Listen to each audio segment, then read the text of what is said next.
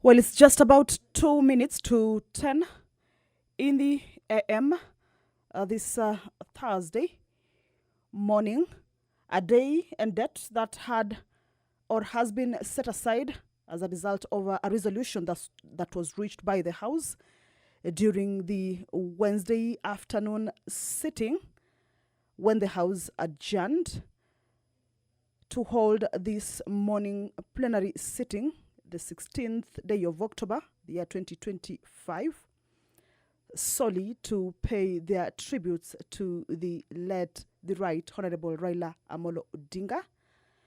And these tributes will be paid from the chambers as the Senate, as the National Assembly holds this particular morning sitting. This is a broadcast that is streaming live from the National Assembly chambers, Parliament buildings in Nairobi. And the broadcast is brought to you by the Parliamentary Broadcasting Unit in partnership with the Kenya Broadcasting Corporation. Now, as I had indicated earlier, is that the priority business that the National Assembly members will be transacting this morning is to pay their tributes, and this will be done through an exceptional motion that this morning will be moved by the leader of the majority party and the leader of the minority party, who are co-sponsors of this particular motion regarding tributes of the House to the late, the Right Honorable Raila Amolo Odinga. And of course, the Speaker will give a communication, and of course, he will be leading the House in giving their tributes. Also, just to remind you, is that outside the National Assembly chambers is that the body of the late Raila will lay in state. But as you can see, that is the procession of the Speaker of the National Assembly, Honorable Dr. Moses Masika Wetangula, making its way inside the chambers, of course, to preside over this morning sitting that the members will get.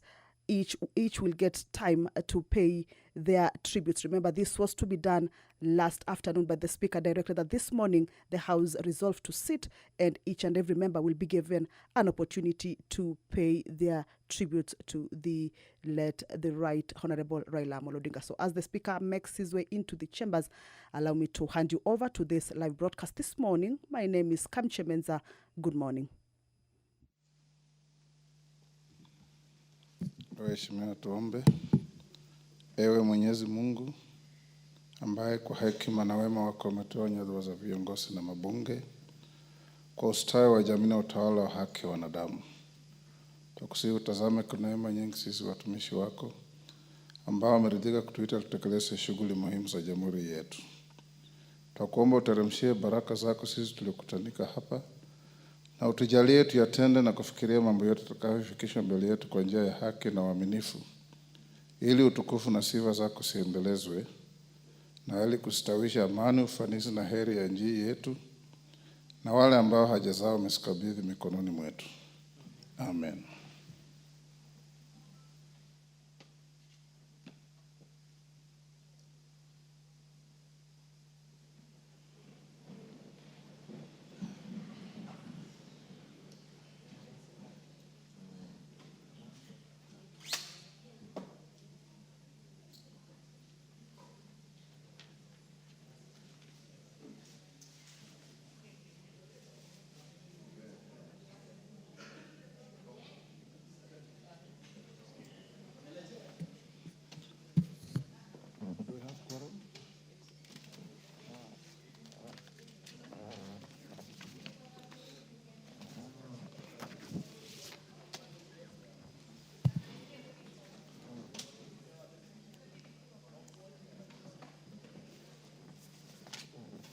Honorable Wario, you are not in the chamber yesterday?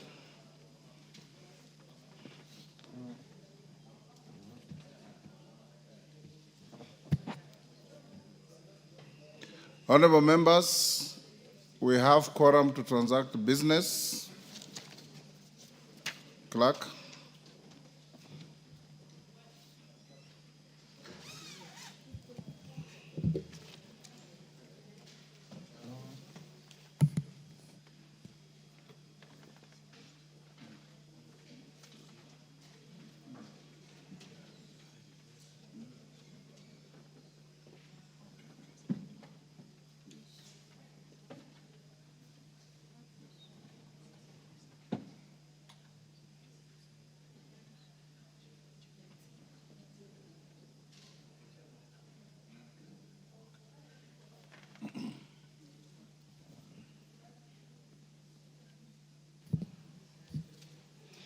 Order number 1, administration of oath. Order number 2, communication from the chair. Honorable members, welcome to this sitting today for the special motion. I want to make the following communication. Honorable members, we meet this morning under a somber cloud that hangs heavy on our nation. You will recall that I did invoke Standing Order number 1 to adjourn the morning sitting of this House yesterday, a decision that resonated with the anxious solemnity that gripped the country as news broke of the passing on of one of Kenya's greatest sons. Honorable members, as confirmed by His Excellency the President, Dr. William Samoei Ruto, CGH, President of the Republic of Kenya and Commander-in-Chief of the Defense Forces, the nation is in a mourning following the death of the Right Honorable Raila Amolo Odinga, EGH, the second Prime Minister of the Republic of Kenya. The Right Honorable Raila Odinga passed away yesterday, Wednesday, 15th October 2025, while undergoing treatment in India. Honorable members, the Right Honorable Raila Odinga was born on 7th January 1945 to the late Jaramogi Oginga Odinga and the late Mama Juma Odinga in Maseno, Kisumu County. He was a son of Kenya's first Vice President, and from his earliest years, he was shaped by the spirit of courage, conviction, and compassion that would later define his life. He was educated in Kenya and Germany, where he earned a master's degree in mechanical engineering, a foundation that spoke to his sharp intellect and practical vision. On returning home, he lectured at the University of Nairobi and founded the East African Spectre Limited, an enterprise that reflected his belief that Africans could build and own their own future. When multi-party democracy was finally restored in Kenya, he became a central figure in shaping the nation's modern political history. From his election as a Member of Parliament for Langata constituency in 1992 to his leadership in the government and opposition, he embodied resilience and an abiding faith in the will of the people. Honorable members, the Right Honorable Raila Odinga was a reformer whose fingerprints are on every chapter of Kenya's democratic evolution. He played a pivotal role in the push for constitutional reform, chaired key parliamentary committees, and stood at the forefront of the conversations that eventually birthed the Constitution of Kenya 2010, our living testament to shared governance, freedom, and devolution. As a Minister for Roads, Public Works, and Housing, he championed infrastructure projects that reshaped our country, the expansion of major highways, the planning of the Lapsset Corridor, and the bold reclamation of public spaces long lost to impunity and land grabbing. Honorable members, as Prime Minister in the Grand Coalition Government, the Right Honorable Raila Odinga steered national reconciliation after the 2007-2008 post-election violence, working alongside the late President Mwai Kibaki to rebuild a nation torn by grief. As a principal in the eventual Grand Coalition Government, the Right Honorable Raila Odinga and His Excellency Mwai Kibaki appointed a team comprising His Excellency President William Ruto, Musalia Mudavadi, James Orengo, Professor Sam Ongeri, Martha Karua, Sally Kosgei, the late Mutula Kilonzo, and yours truly, Moses Wetangula, to join the former UN Secretary General, His Excellency Kofi Annan, Benjamin Mkapa, the late former President of Tanzania, and Mama Grace Machel, the former First Lady of Mozambique and South Africa, to negotiate on bringing the country back to normalcy.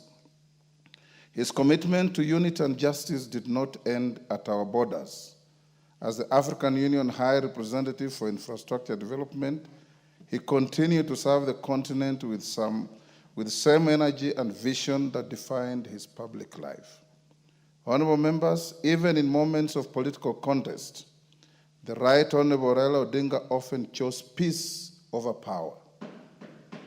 This was demonstrated in the year 2007, 2013, 2017, and 2022 elections, when he put the stability of this nation above personal ambition, demonstrating time and again that leadership is not only about winning, but about holding our nation together. He was a man of the people, known to millions simply as Agwambo, Baba, Jacom, Tinga, and many other acronyms, just to name but a few. He walked with the mighty and the humble alike. He inspired courage, provoked thought, and carried with him the stubborn hope that Kenya could always be better than her past. Honorable members, as we remember this towering freedom fighter, patriot, and statesman, we also remember the tenderness behind the fire, the laughter behind the struggle, and the humanity behind the politics. He was a life that reminded us that conviction and compassion can walk hand in hand. I can go on and on and on, for there is so much that can be said about this great statesman, but I opt to pause at this moment. And therefore, honorable members, on behalf of the National Assembly, the Parliamentary Service Commission, and indeed on my own behalf, I extend our deepest condolences to the family of the late Right Honorable Raila Amolo Odinga, specifically Mama Ida and the children, Rosemary, Junior, and Winnie, and our colleagues, Senator Dr. Oburu Oginga and Honorable Ruth Odinga Busia, to his friends, and to all Kenyans who mourn this father of the nation. Honorable members wishing to pay their respects may do so in the course of the day today. In the meantime, you approved an exceptional motion co-sponsored by the leaders of the majority party and the minority party to enable this House record its tributes to our departed former Prime Minister. In line with the presidential proclamation that the Right Honorable Raila Amolo Odinga has be accorded a state funeral, necessary arrangements have been put in place to ensure that this will be done in a manner befitting his stature. As a matter of fact, His Excellency the President, in consultation with the family, has set up a planning committee headed by His Excellency the Deputy President and Senator Dr. Oburu Oginga to coordinate all necessary arrangements. The committee will keep the country updated as appropriate. Honorable members, later in the day, the body which has already touched down at JKIA will be brought to Parliament to lie in state from noon until 5. Within that period, members of the public who are already queuing in their thousands out there will be milling through to pay their respects. The House will continue its sittings for you to eulogize the fallen leader, but members will be at liberty from time to time to step out, go and pay your respects, view the body, and come back to continue with our debate. His Excellency the President will be arriving in Parliament at around midday to join us, a few of us, in receiving the body.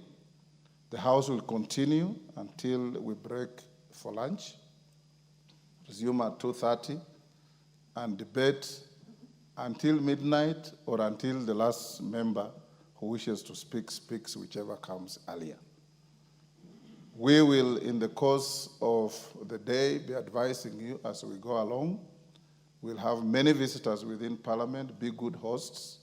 There'll be cabinet members, there'll be military and service commanders, there'll be diplomats coming to Parliament to pay their respects and play as you always play, as good hosts. Equally important, tomorrow there will be a state funeral conducted at Nyayo Stadium. I've instructed the clerk and the protocol teams of Parliament to ensure that there is enough space for members of Parliament to get seats at the stadium so that you can be part and parcel of the national mourning team. Thereafter, the body will be taken to Kisumu. Some members, numbering about 60, have requested to be assisted to fly to Kisumu. I've instructed the clerk to do so. Members who want to do so can record your names with the office of the clerk. You will be taken for the funeral on Sunday and be brought back. Those who want to come back on their own, you are free to do so that we can be part of this process. The Honorable Raila, if you were not close to him, was a man who begrudged nobody, was a man who stood head and shoulders above the clouds of politics, was a man who interacted with everybody. You are truly here, and those of you who love football always sat together with the Honorable Raila watching Arsenal, which was our team, and a team that he loved so much. When Arsenal was playing, Honorable Raila would not talk to anybody until the match is over. He will pay military attention to the game, and he would count all the players up to the subs. Arsenal was in his blood like it is in mine. And I'm told Jack Wamboka has also Arsenal in his blood. So we have lost a great man. We have lost a great statesman. In the debate we are going to have, once I finish this, I'll invite Owen Bayer to move the motion. The leadership on this side, I'm told Gisairo will second the motion. No theatrics, no side shows. We're honoring a great man. Let's not use this moment to settle unhelpful and irrelevant political scores. Let's use this moment to honor a man who fought viciously like a buffalo and immediately made peace like an antelope with all the people he fought with. Whoever imagined the Right Honorable Raila would have worked with President Moi, who had detained him for 9 years? He did. Whoever imagined the Honorable Raila would sit in the same government as Prime Minister to President Kibaki after the 2007 vicious political contest? And he did. Whoever imagined the Right Honorable Raila Odinga would have a handshake with Uhuru Kenyatta, our former president? And he did. Whoever imagined the Right Honorable Prime Minister Raila Odinga would sit with President William Ruto after the last contest in 2022, that he was bruising and vicious, and he did. He's an example for all of us to emulate, that a political contest is not enmity. A political contest should not divide our country. A political contest should only be an opportunity to give wananchi to decide who of us should lead. And at the end of it all, the winner should never exalt him or herself, and the loser should never feel vanquished. We all come back together and remember, like Raila always did, that we have no spare country. We have only one Kenya, and everybody has a duty, a patriotic duty, to contribute to the well-being of our nation. You will find Honorable Raila in Burma, taking porridge with the ordinary people. You would find Honorable Raila in the Hilton, eating caviar with the mighty. That was the great man he was. And I encourage you, young politicians, emulate this, and our country will go places. Emulate this, and our country will spring from a developing country to a developed country. The ball is in our court. Rome was never built in a day, but the Romans were there to build it. Kenya cannot be built in a day, but Kenyans are there to build it. And you have been given the rare privilege at this time in our history to be the leaders of our country. Let's lead from the front, let's show good examples, and let's emulate the Right Honorable Raila Odinga, that in your heart there is no space for malice, there's no space for hatred, there's no space for vitriol, there's no space for cheap and unhelpful politics. There's only space for Kenya. Honorable members, in honor of, pardon? Take your seats. Take the nearest seats.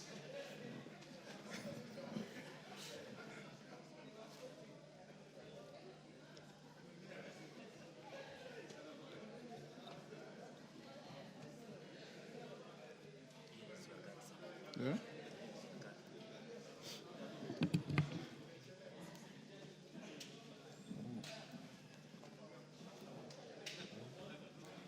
Take the nearest seat, honorable members.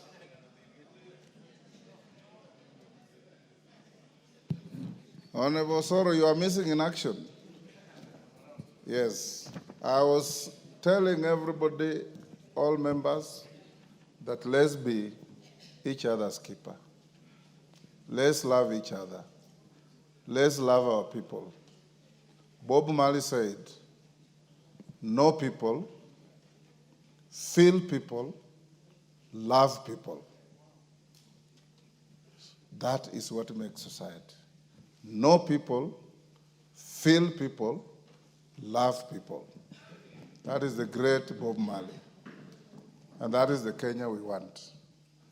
As I finish, honorable members, in honor of his selfless service and immense contribution to the Republic, I once again request that we all rise and observe a moment of silence in memory of the late Raila Amolo Odinga, the enigma of Kenyan politics, a visionary leader, and a true son of our land. I believe Chinua Achebe had people like Raila in mind when he said, a wise man standing on the ground will see farther than an idiot standing on top of a tree. And indeed, he saw farther than many, many, many people.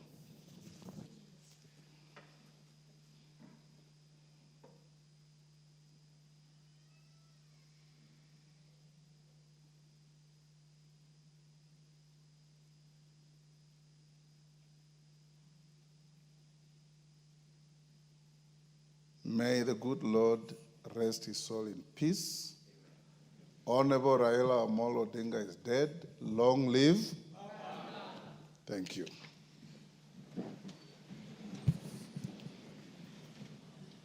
I will now give you direction as follows, honorable members. The mover of this motion will have 10 minutes. The seconder will have 10 minutes. Your leaders, when they come, will have 20 minutes each. Each member will have 5 minutes to speak. You can exhaust your 5 minutes. You can spend less. Every member at the end of the day will have an opportunity to speak because we have selected the whole day for this. And Honorable Wario, member for Bura, is it? For Garsen, we agreed to some dress code for today. Didn't we? Yes. You are the odd man out. You are the stranger in Parliament today. Call the next order. Order number 3, messages. Order number 4, petitions. Order number 5, papers. Okay. Order number 6, notices of motion. Order number 7, questions and statements. Order number 8, exceptional motion, tributes of the House.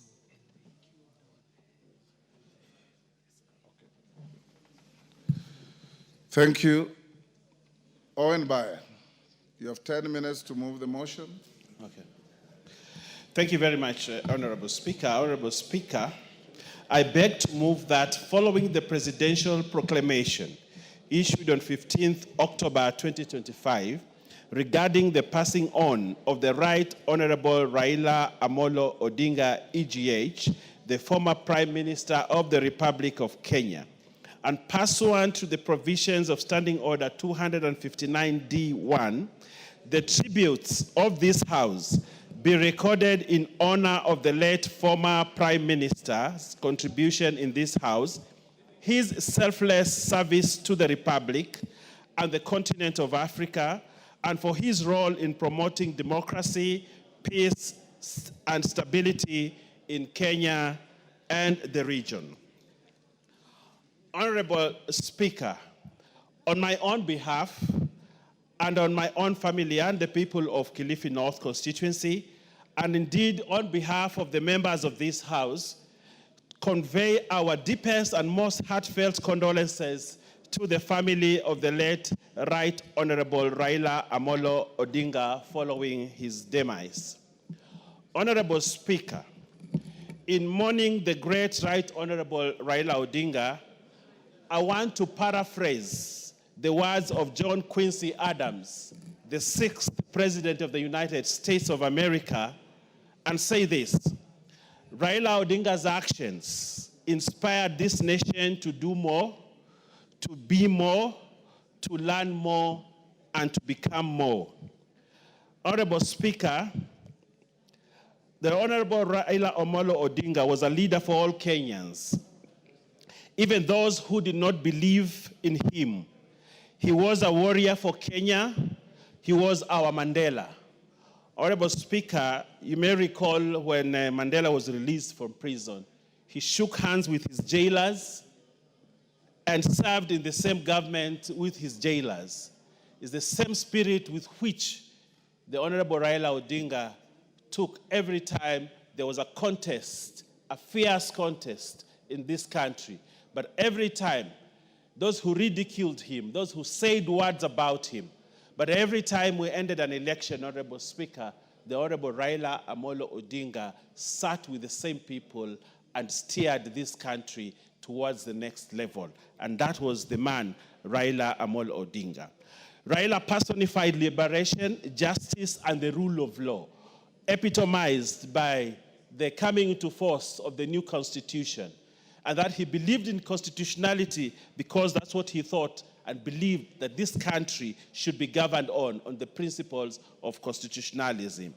In all these warrior accolades, Honorable Speaker, he remained charismatic, approachable, inclusive, mortal, and a remarkable family man, Honorable Speaker. If you had a chat with the Honorable Raila Odinga for as many hours as you will, but in his talk, he will always speak about his family, highly about his family, and say that he's a man, that he is who he was because his family stood by him.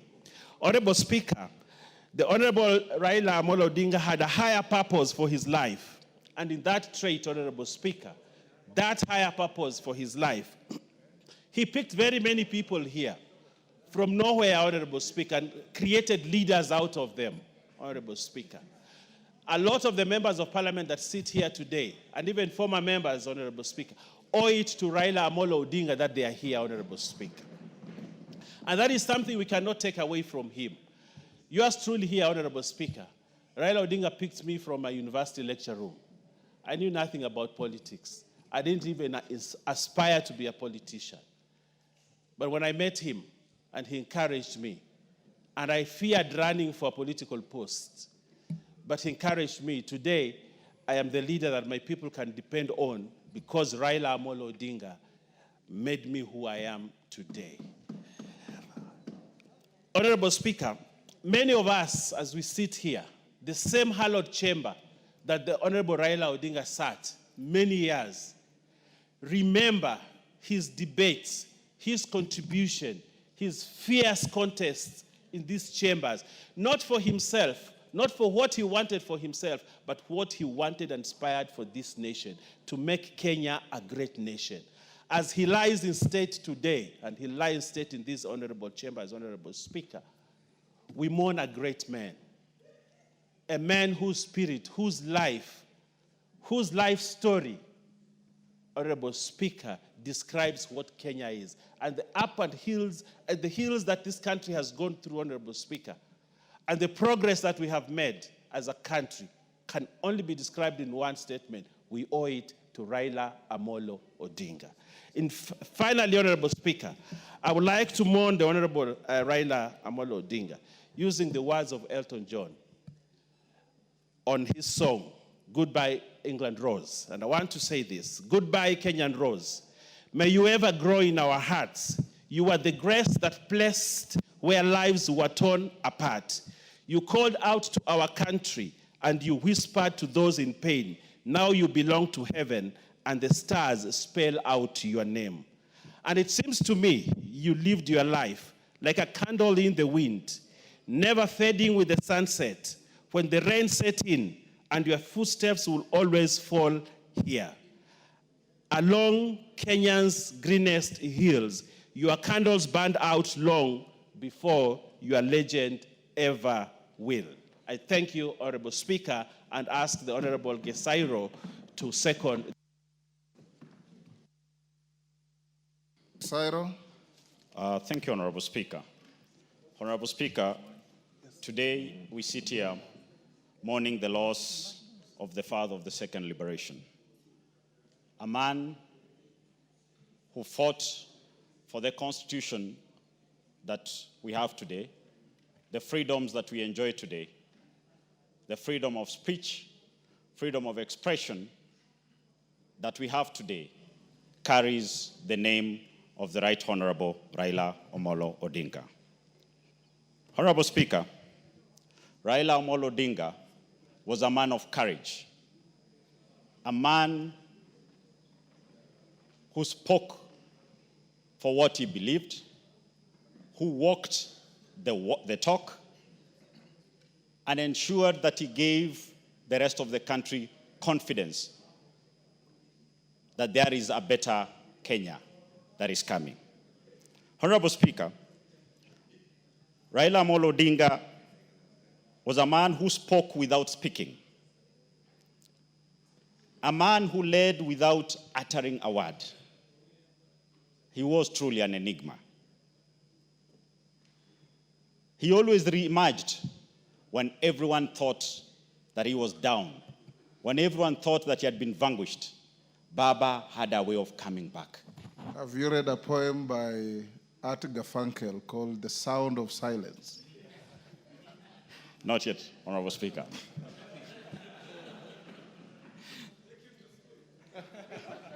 Honorable Speaker, Raila Amolo Odinga believed in constitutionalism, doing what is right. He believed in fairness. When I became elected as a member of parliament, Honorable Speaker, and I managed to construct my private office in my constituency, I was looking for someone to commission it. Honorable Speaker, the Right Honorable Raila Amolo Odinga did agree and honored me to commission it. He did come with Mama Ida. That day, I got to learn a lot about the man Raila Amolo Odinga. He is a man who had the history of this country at his fingertips. As I sat with him in his car, as we drove from where he landed in Mocheno in Kitutu Masaba to Keroka, down Keumbu to Kisii town, the people who came just to have us look at a man who had not even invited them just told me the story of the man, why everybody was touched by him. People loved him. And this country today has lost a person millions of Kenyans, and Kenya as a whole, believed in. A person who spoke, who was their voice, and who fought for them when they felt like they had lost hope. Honorable Speaker, I wouldn't want to speak much because it was a shock to all of us yesterday when we got this news that Baba was no more. It left most of us wondering, what next? Where next? But we're sure that the many sons and daughters he raised politically will carry on the great deeds, the fighting spirit, the vision he had for this country.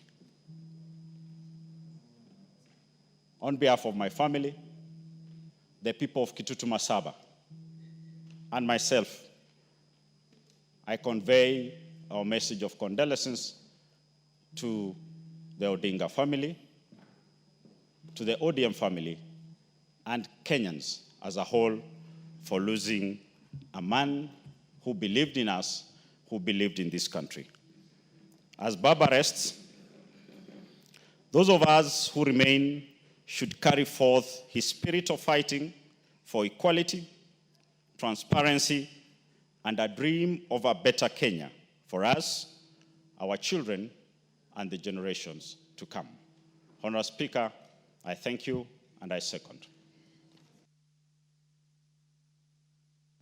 Honorable members, I now propose the question at order number 8, which is that following the presidential proclamation on 15 October 2025 regarding the passing on of the Right Honorable Raila Amolo Odinga AGH, the former Prime Minister of the Republic of Kenya, and pursuant to the provisions of Standing Order 259D1, the tributes of this House be recorded in honor of the late former Prime Minister's contribution in this House, his selfless service to the Republic of Kenya and the continent of Africa, and for his role in promoting democracy, peace, and stability in Kenya and the region. Before I give the next speaker, allow me, there's some urgent business, to go back to orders numbers 5 and 6 for the Honorable, is Chepkonga here, or is it Owen Baya who is Chepkonga? Who? Kishimo. Yes, to lay some urgent paper on the table and give notice of motion. So call out order number 5. Order number 5, papers. Kishimo. Thank you, Honorable Speaker, and on behalf of the Chairman, Committee on Delegated Legislation, Honorable Speaker, I beg to lay the following paper on the table of the House today, Thursday, 16th October 2025. Report of the Committee on Delegated Legislation on its consideration of 1, the Petroleum Business Licensing and Petroleum Logistics Facilities Construction Permit Regulations 2025, legal notice number 95 of 2025.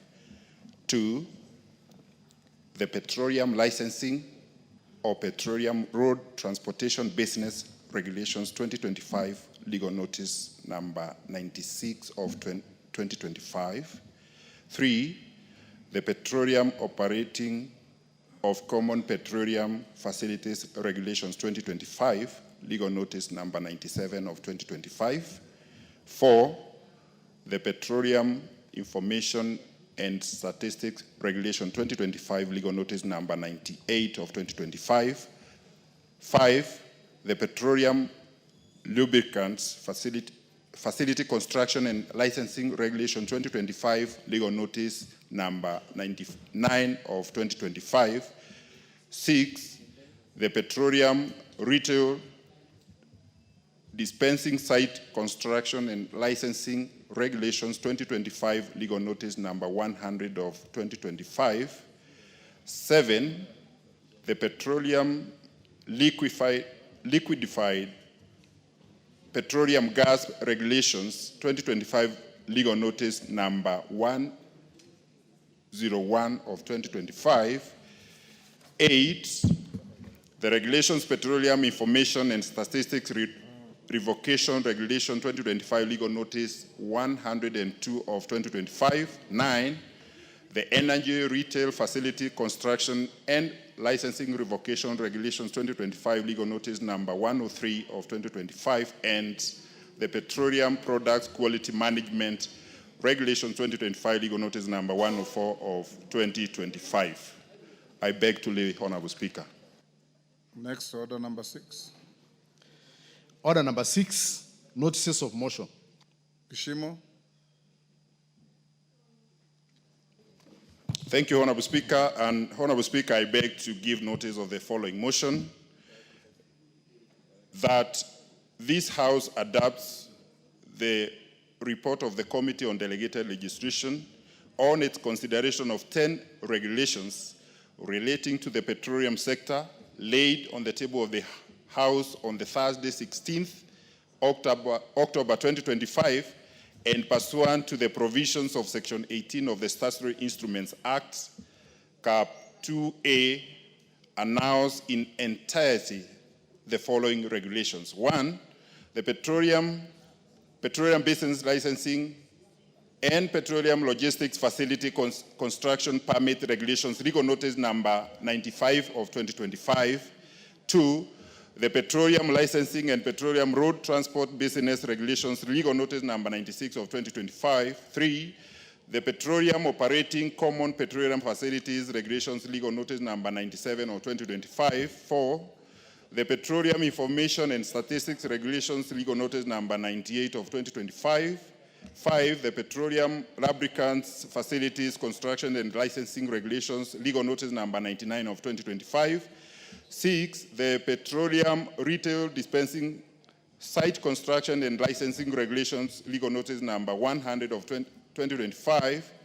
7, the Petroleum Liquefied Petroleum Gas Regulations, legal notice number 101 of 2025. 8, the Energy Petroleum Information and Statistics Revocation Regulations, legal notice number 102 of 2025.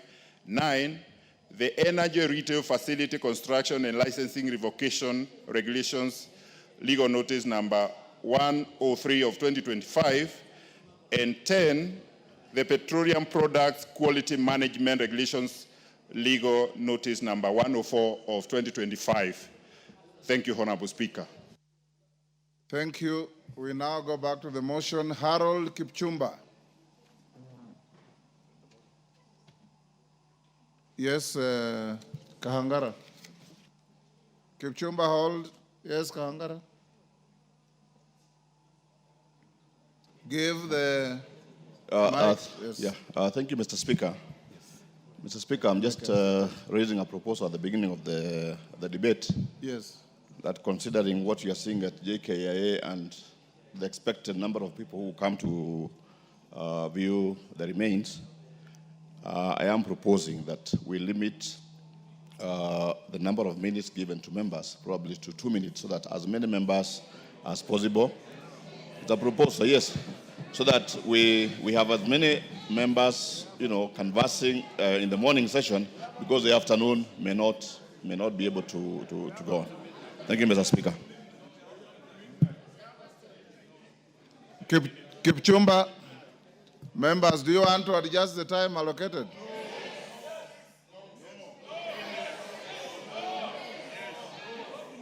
Order. Order. You passed a motion to sit up to midnight. I know that there is an anxious but peaceful crowd out there wanting to see the body of the Prime Minister. The body is not here yet. The body will be here by noon. Those of you who want to speak for 1 minute, do so. Those of you who want to speak for 2 minutes, do so. Kipchumba. Thank you, Honorable Speaker. I stand to pay tribute to my friend and leader. I first met Right Honorable Raila Odinga. Yes, member for Kapchai.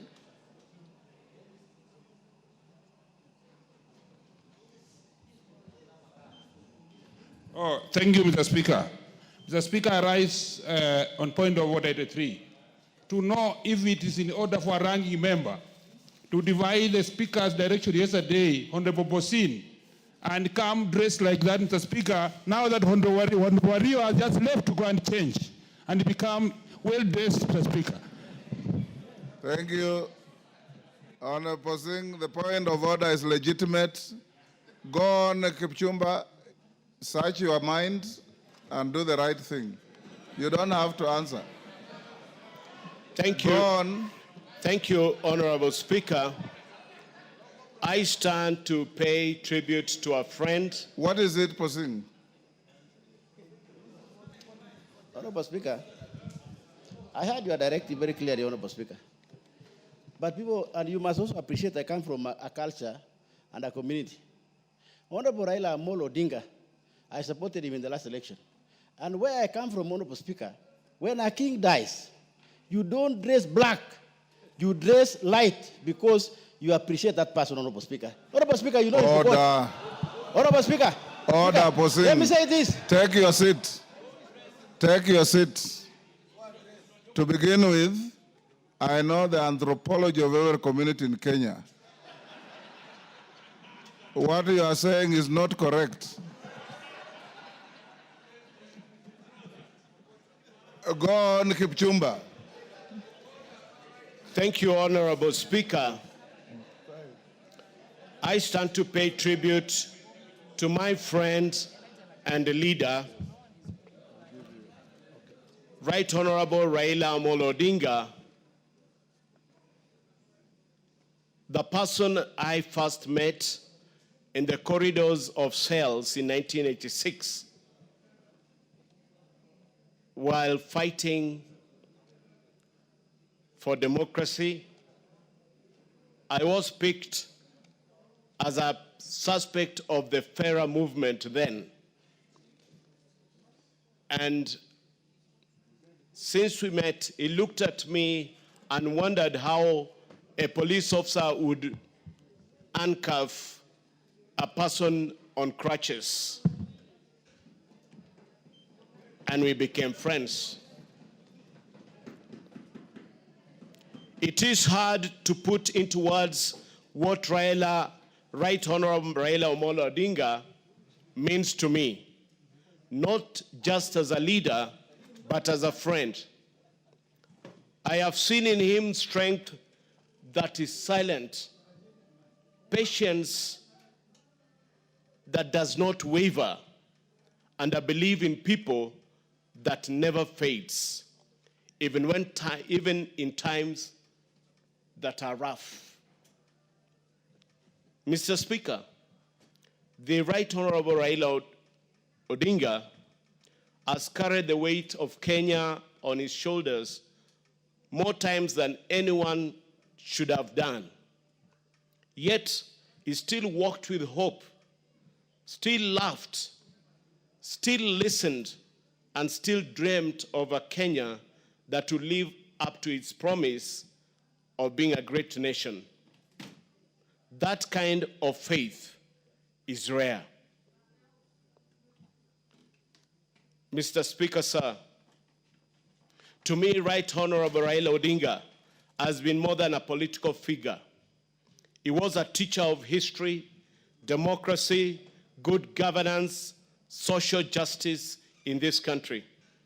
He has always provided me with a shoulder to lean on and inspired in me resilience to overcome extremely challenging occasions, a mirror for courage, a role model for integrity and assurance that patriotism is not a slogan. it is a way of life. Mr. Speaker, sir, Honorable Raila, his journey has inspired us to keep pushing, to keep believing, and to never trade truth for convenience. Thank you, Honorable Raila, for showing us what leadership looks like when it is grounded in love for the people and country. Mr. Speaker, sir, the Right Honorable Raila, I call him Baba, showed great love to persons with disabilities whom he constantly nurtured politically and helped them climb to their highest political heights, both in Orange Democratic Movement Party and the Houses of Parliament. At a personal level, my family and I wish to record our most sincere appreciation for his assistance to me and my son at very difficult moments in our lives when we needed medical attention both inside and outside Kenya. After a fatal road accident involving me and my son in 2013, he mobilized and paid for the top neurosurgeons in the country to manage my son. Even when my nomination to the Senate was nullified, he stood by both morally and financially to date. This lasted for the period 2013 to the time of my current nomination to the National Assembly, which he wholeheartedly supported and facilitated, notwithstanding the fact that I came from a community that did not significantly support our party, ODM. Lastly, Mr. Speaker, sir, let me end by... Give him 30 seconds to end. Let me end by quoting the last message by Honorable Raila Odinga to me last Sunday, 12th October 2025 at 9:13 a.m., where he wrote, "Thank you, my brother, for standing with the party in Baringo. I will always cherish this personal affection and recognition. Fare thee well, my friend, Right Honorable Baba." Thank you, Mr. Speaker, sir. Thank you. Member for Bumula. Wamboka. Thank you, Honorable Speaker. It is indeed difficult to mourn a friend, a father, to all of us and to the nation. When my friend Wafula Buke called me yesterday morning of the passing of Raila Odinga, I did not believe, Honorable Speaker. It looked like a normal joke, April Fool's Day. It looked like something will happen and Raila Odinga will be back. It is very difficult. We mourn a very courageous man. I admired the courage of Raila Amolo Odinga from when I was a young boy. What Raila has been able to do for this country in very difficult times, Honorable Speaker. We remember him for liberating this country when no one could dare speak to the government, at the government. Raila Odinga did, and that is why we enjoy this peace that we have today democratically. I remember Raila's courage, Honorable Speaker. After election, we had maandamano. One day, one time, before we set out for the streets, Honorable Speaker, we were in a room with the other party leaders, now deciding which routes to use, Honorable Speaker.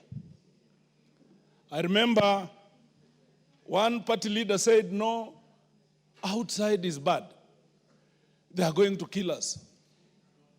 And it looked like all the other leaders were not ready to go that route. Raila Odinga told them, you will find me there. Let me die if I have to die for this country. He was a courageous man. Honorable Speaker, Raila Odinga, during campaigns, came to campaign for me in Bumula constituency. And at that time, I was standing on DAP, my party, DAP Kenya. There was an ODM candidate in my constituency. Raila Odinga instructed the Honorable Junet Mohammed to pull down the ODM candidate in my favor, Honorable Speaker. I know it has not been easy for many people to get any money from Raila Odinga. Raila Odinga supported my campaign with 3.5 million, Honorable Speaker. I am the chairman of PIC, Honorable Speaker, in this House because of Raila Amolo Odinga. I know I'm a first-time MP. I'm not a ranking member. I could not be the best. I may not be the best. But Raila Odinga saw it important and fit that I sit and chair PIC, Honorable Speaker. It is very difficult to mourn such a man. During the impeachment motion I sponsored against the Honorable Mithika Linturi, Honorable Speaker, it was not very easy. Being the first impeachment motion, post-2010 Constitution, Honorable Speaker. It was a first in its kind. I didn't know where to start. I didn't know how to head. Raila Odinga gave me a lot of courage. Raila Odinga told me, young man, this is your first cup. I have so many cups. This is your first cup. He gave me lawyers to support me in the impeachment, Honorable Speaker. I want to believe that Raila Odinga is dead, but that which he stood for. Yes, Honorable Odanga, what's the point of order? Thank you, Honorable Speaker. I just want to remind my son here, you know he's my son and a member for Bumula, that his impeachment motion was not the first post-2010. I did sponsor one for the removal of, yes, Honorable Jacob Kaimenyi. Thank you, sir. Yes. Chair, add me one minute. Give him 30 Thank you, seconds. Ocha. Wind up. Wind up. Honorable Speaker, it is very difficult to mourn Raila Odinga. He has left very many orphans, and I'm one of them, Honorable Speaker. I feel it in my heart. But Raila Odinga, you are gone. We will not let you down. Fare thee well, Raila Amolo Odinga. Murugara George. Thank you. Thank you very much, Honorable Speaker. Honorable Speaker, yesterday was a dark day. A dark cloud fell over our country, and by the time it started fading away, the sad news were broken to us that the former Prime Minister, the Right Honorable Raila Amolo Odinga, was no more, and that he had rested. The country was plunged into mourning, led by His Excellency the President, Dr. William Samoei Ruto, and everyone. And even as we convey these messages this morning, the entire country is actually mourning. The Right Honorable Raila Amolo Odinga is just about to be walked into this house so that he can lay in state and we are able to pay his last respects. But before we do that, allow me, Mr. Speaker, on my own behalf, on behalf of my family, and on behalf of the great people of Tharaka constituency, Tharaka Nithi County, to convey my deepest and most sincere condolences to the family of the late Right Honorable Amolo Raila Odinga, to his wife, Ida, his two daughters, Rosemary and Winnie, his son, Raila Jr., and the patriarch of the family,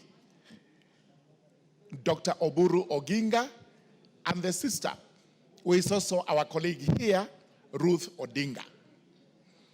Indeed, we will remember the good days of the late Right Honorable Raila Amolo Odinga with nostalgia because of what he has done for this country up to the last day when he actually rested in peace. Allow me, Honorable Speaker, to draw some analogies between the father and the son.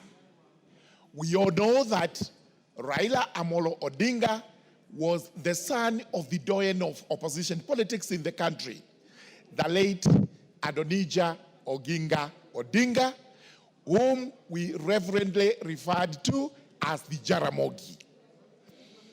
Indeed, it's extremely proud for one to be like his father. Both were selfless persons who would sacrifice everything for the sake of the country, Kenya. For example, the senior Jaramogi declared publicly, without blinking an eyelid, to the white man that there would actually be no independence to this country without Jomo Kenyatta. Purely selfless, when he knew for sure that he would have actually taken the reins of power to rule the country in the absence of Kenyatta. On the same shoe, the Right Honorable Raila Amolo Odinga in 2002 declared Kibaki Tosha when he knew for sure he would have contested and possibly won the election. This is what is known as selflessness par excellence. Similarly, even the tribulations, the travails all went through were similar. Detained purely because they were advocating for good governance in the country. With those remarks, it is important to say that like father, like son, Raila Amolo Odinga strode the country, strode East Africa, strode the continent of Africa and the world like a colossus, advocating for good governance, democracy, human rights, and justice. We will remember the former Prime Minister, Raila Amolo Odinga, as the doyen of devolution and democracy in Kenya. Allow me to go back to your adage. Raila Amolo Odinga is dead today, but long live Raila Amolo Odinga, Tinga, Baba, and all the acronyms we have reverently given to the former Prime Minister. Cynthia Muge. Thank you, Honorable Speaker, for the opportunity not to just eulogize the Right Honorable Raila Amolo Odinga, but to also acknowledge his immense contribution that he made to this country in democracy, in the fight for unity and freedom. Honorable Speaker, the late Right Honorable Raila Amolo Odinga stood for many things, and I'm a beneficiary of some of the things that he stood for. In the Constitution of Kenya and the issues of devolution, Honorable Speaker, I was first elected in the County Assembly of Nandi, which is a creation of the late Honorable Raila Amolo Odinga, and he stood for it. Honorable Speaker, we mourn today a man whose immense contribution into the development of this country cannot be wished away. And Honorable Speaker, I want to remember the late Raila Amolo Odinga in his journey that he has demonstrated a number of times that leadership is not about privilege, but it is about service. And Honorable Speaker, I must remember the late Raila Amolo Odinga for inspiring and giving hope to the young people to fight for a freer nation, to fight for a better Kenya. Honorable Speaker, we reflect on his immense contribution, not only to honor this man, but to also ensure that we continue to nurture democracy and unity of this country. May his soul rest in peace, and may his family, the spouse, Mama Ida, the children, Honorable Speaker, and the people that he made. Raila Amolo Odinga made hundreds of politicians in this country, and he has held their hands through the political terrain, and we appreciate him for the immense contribution. On behalf of the people of Nandi, we say, fare thee well, Raila Amolo Odinga. Your spirit will continue living on in the generations that you taught and mentored in this country, Kenya. May his soul rest in peace. Member for Westlands. Thank you, Honorable Speaker. Let me take this opportunity also to eulogize and pay tribute to my great political mentor, Raila Amolo Odinga. Honorable Speaker, the year 2007, when Right Honorable Raila Odinga was running for the presidency, he nominated me as one of his proposers.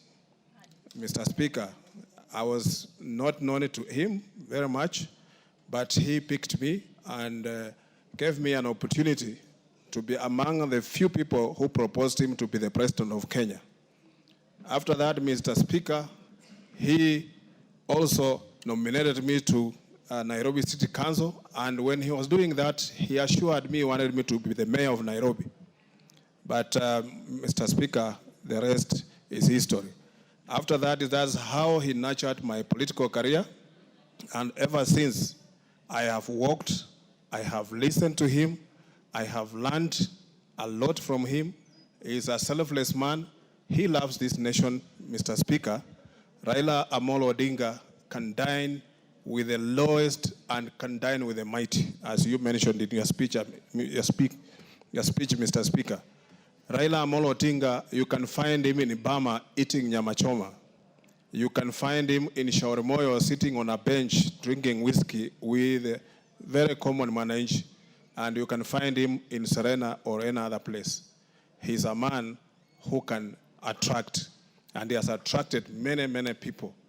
1997, Mr. Speaker, I know there were many Kenyans who will dismiss him, but 2002, when he pronounced Kibaki Tosha, a selfless man, he sacrificed his ambition and supported Honorable Mwai Kibaki even after he was involved in an accident and he was away from the campaign. Raila took up the mantle and championed the campaign of Mwai Kibaki, and Mwai Kibaki was elected as the president of this country. Honorable Speaker, Honorable Raila Amolo Odinga, several times I believe Honorable Raila Amolo Odinga won the election of 2007, and it was stolen from him.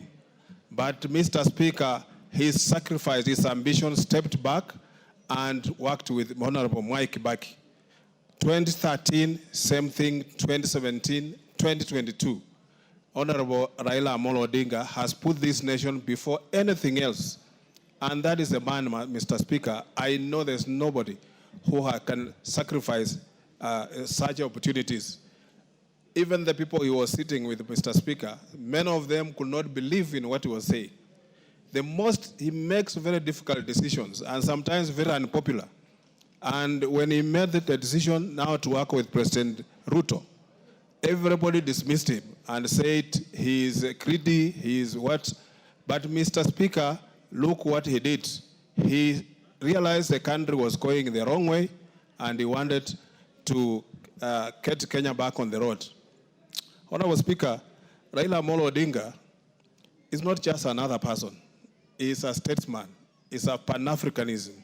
He has championed, if you look at our constitution today, devolution is his dream. And he kept on making sure that devolution is perfected. More money is given to the devolved governments.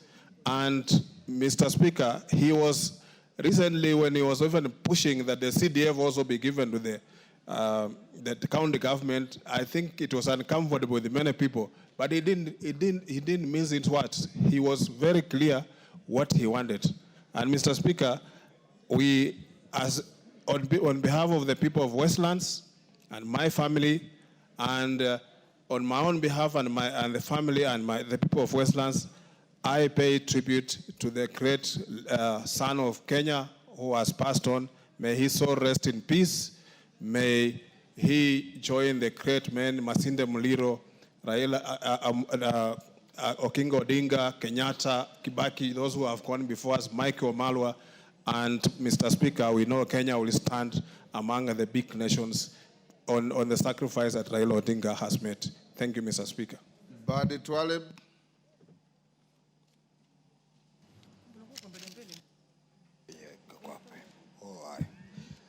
Asante sana Mheshimiwa Spika kwa kunipatia fursa hii pia ili na mimi kuweza kutuma rambirambi kwa kifo cha Mheshimiwa Raila Amolo Odinga.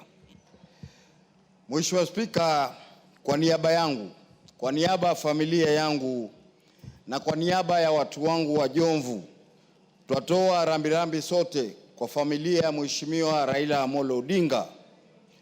Mheshimiwa Spika, mimi nilimfahamu Mheshimiwa Raila Amolo Odinga mwaka 2007 nilipochaguliwa kuwa diwani wa Jomvu Kuu Ward katika chama cha ODM, na niliweza kuintroduce kwa Mheshimiwa Raila Amolo Odinga na mbunge wangu Mheshimiwa Ramadhan Seif Kajembe.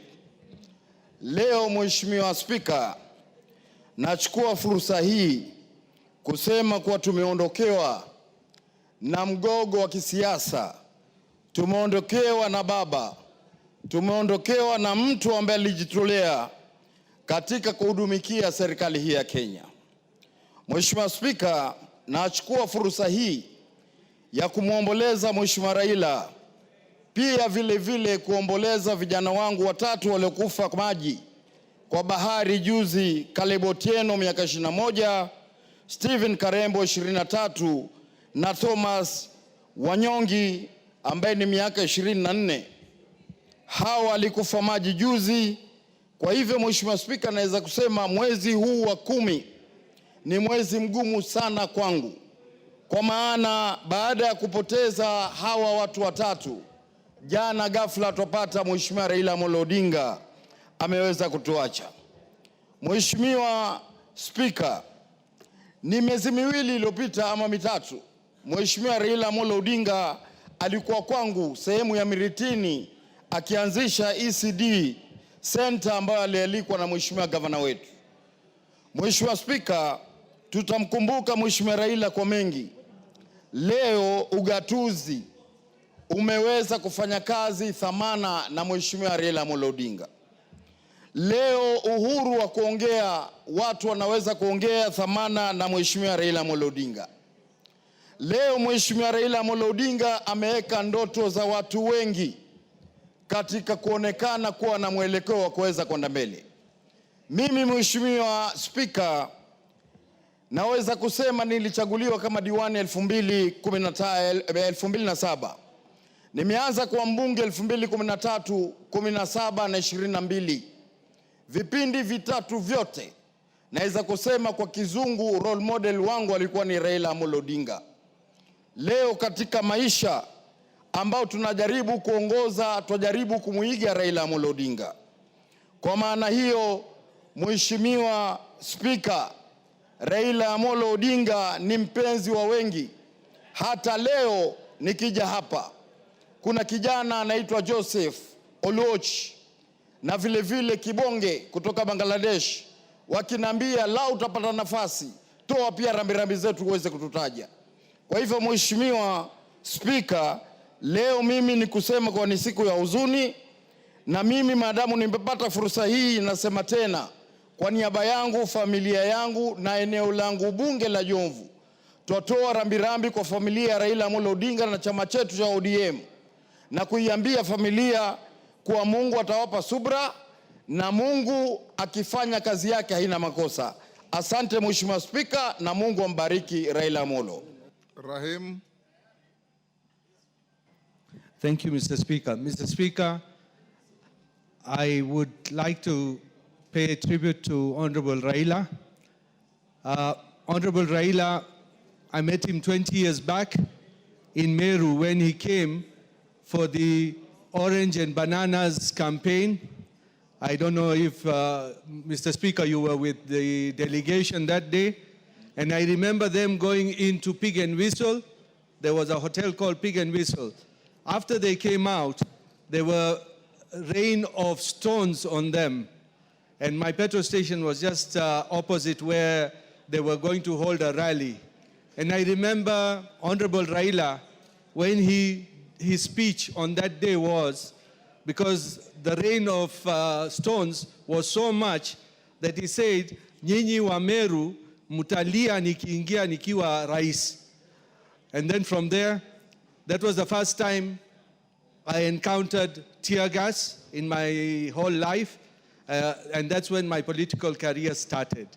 After that, he went to Makutano and then Maua. And that was then. After that, we came on the same side. I was on the other side. I was for the banana, and he was for the orange at that time. They beat us hands down in the referendum of 2005. But we got back again with Honorable Raila in the one we have, the Constitution 2010, in the referendum. We were on the same side.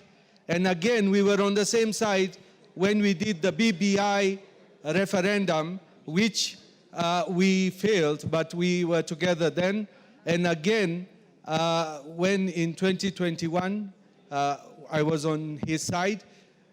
Mr. Speaker, Honorable Raila is an enigma, he's Baba, he's everything. And I believe to get somebody like him will take a long, long time. I don't think we will ever get somebody who has gone to detention, who has suffered for this country, and the way he has sacrificed himself. Had Honorable Raila not come through last year to form the broad-based government, I think we would have gone the Madagascar way or the Nepal way or anywhere else. So Honorable Raila did a big favor to this country. The Gen Zs should not think that he betrayed them. He made sure this country, we are safe, and where we are today, we owe it to Honorable Raila Odinga. And I believe with what is happening today, we need to give him a befitting sending. And I say, God bless him. Revelations 14:13 says, the dead who die in the Lord, the rest from their labors and their deeds will follow them. Inna lillahi wa inna ilahi raji'un. Thank you, Mr. Speaker.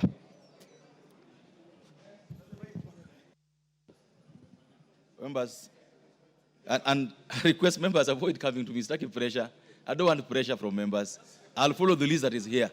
The way the speaker was doing is what I'll do. Please, I request members to avoid approaching the speaker's chair. Please. I always do that, you know that, and it's what I'm going to do now. So if you come here, probably you'll even make your chances to go further. So let's just follow the way it is. The next in the list here now is the Honorable Ndikiri Mugambi.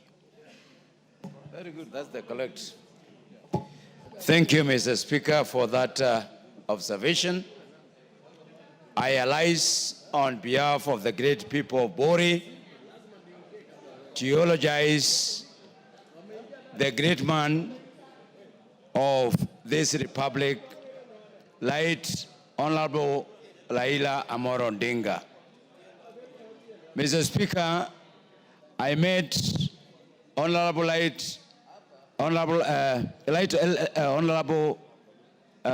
Prime Minister in 2007.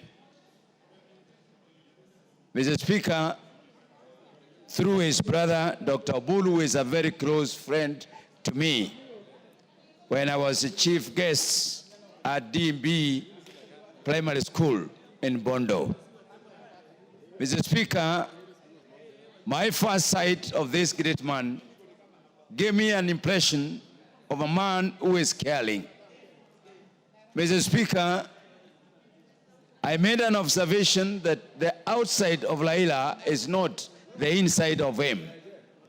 And I want to state that the inside of Raila is a very soft man, very caring person, very considerate, person who does not entertain conflict, somebody who is always on the path of looking for solutions, particularly for this country. Mr. Speaker, I arise to console with the family headed by my great friend, Dr. Oburu, Mama Inda and the children, and the entire fraternity of Odinga family. It is through Dr. Oburu and Amolo Odinga that I met our colleague, Ruth Odinga, who is a member of this parliament.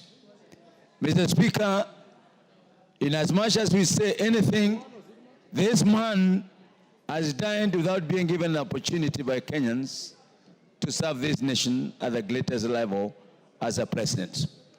But what he has done and what he has stood for is something that we, all of us, need to emulate. We mourn this man whose soul has already departed, but his legacy will remain forever.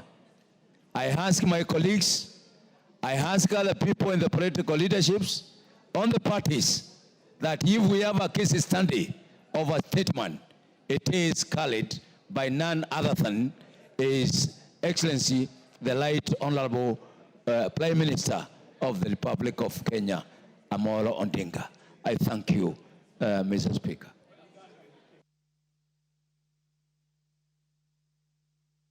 Member for Bondo.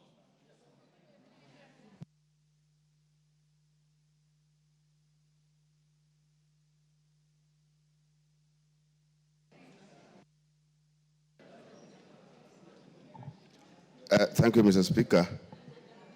Mr. Speaker, as the nation and the world mourn the great Raila Odinga, let it be understood that that is my constituency by local appraisal. He is my mentor. He was my first employer in a row. So the kind of experience that I've had with Raila spans beyond 30 years, to be exact, 34 years. And we've been with him almost at a very personal kind of an arrangement and a relationship over the years. Honorable Raila didn't just get to Parliament the way many of us do. It was a great effort by a group of us, a small group of us, because that time Raila himself was in exile. Raila didn't campaign, he was not in the country, and if at all there's any other person who has ever gotten into this parliament, minus campaigning, is Raila Amolo Odinga. He did that by virtue of the work that we were doing. I'm the one who went out meeting the small groups with Ida, with Joe Aguirre, a small group headed by Okiri Pacho as the chair, Shem Akuba, William Okelo, and we're not more than 10. We did that, and Raila got into parliament in 1992 without stepping in the constituency in the name of doing a rally. Fortunately, he didn't know many of the people. He didn't know even where the polling stations were. So that was our effort. Come 1995, when there were issues in Fort Kenya, Raila crossed and actually crossed the floor because he left his party and took another party called NDP. NDP, because of that, had to go for a by-election. So what I did, or what the small group of us did in 1992, we remember it because now Raila could not move to the constituency the way he had wanted, because me at that time had left back to the university for my master's. And he had to come to literally look for us. And that's when Raila got back to parliament in the by-election of 1995. One or two things that I'm too sure that maybe members may not be knowing of Raila.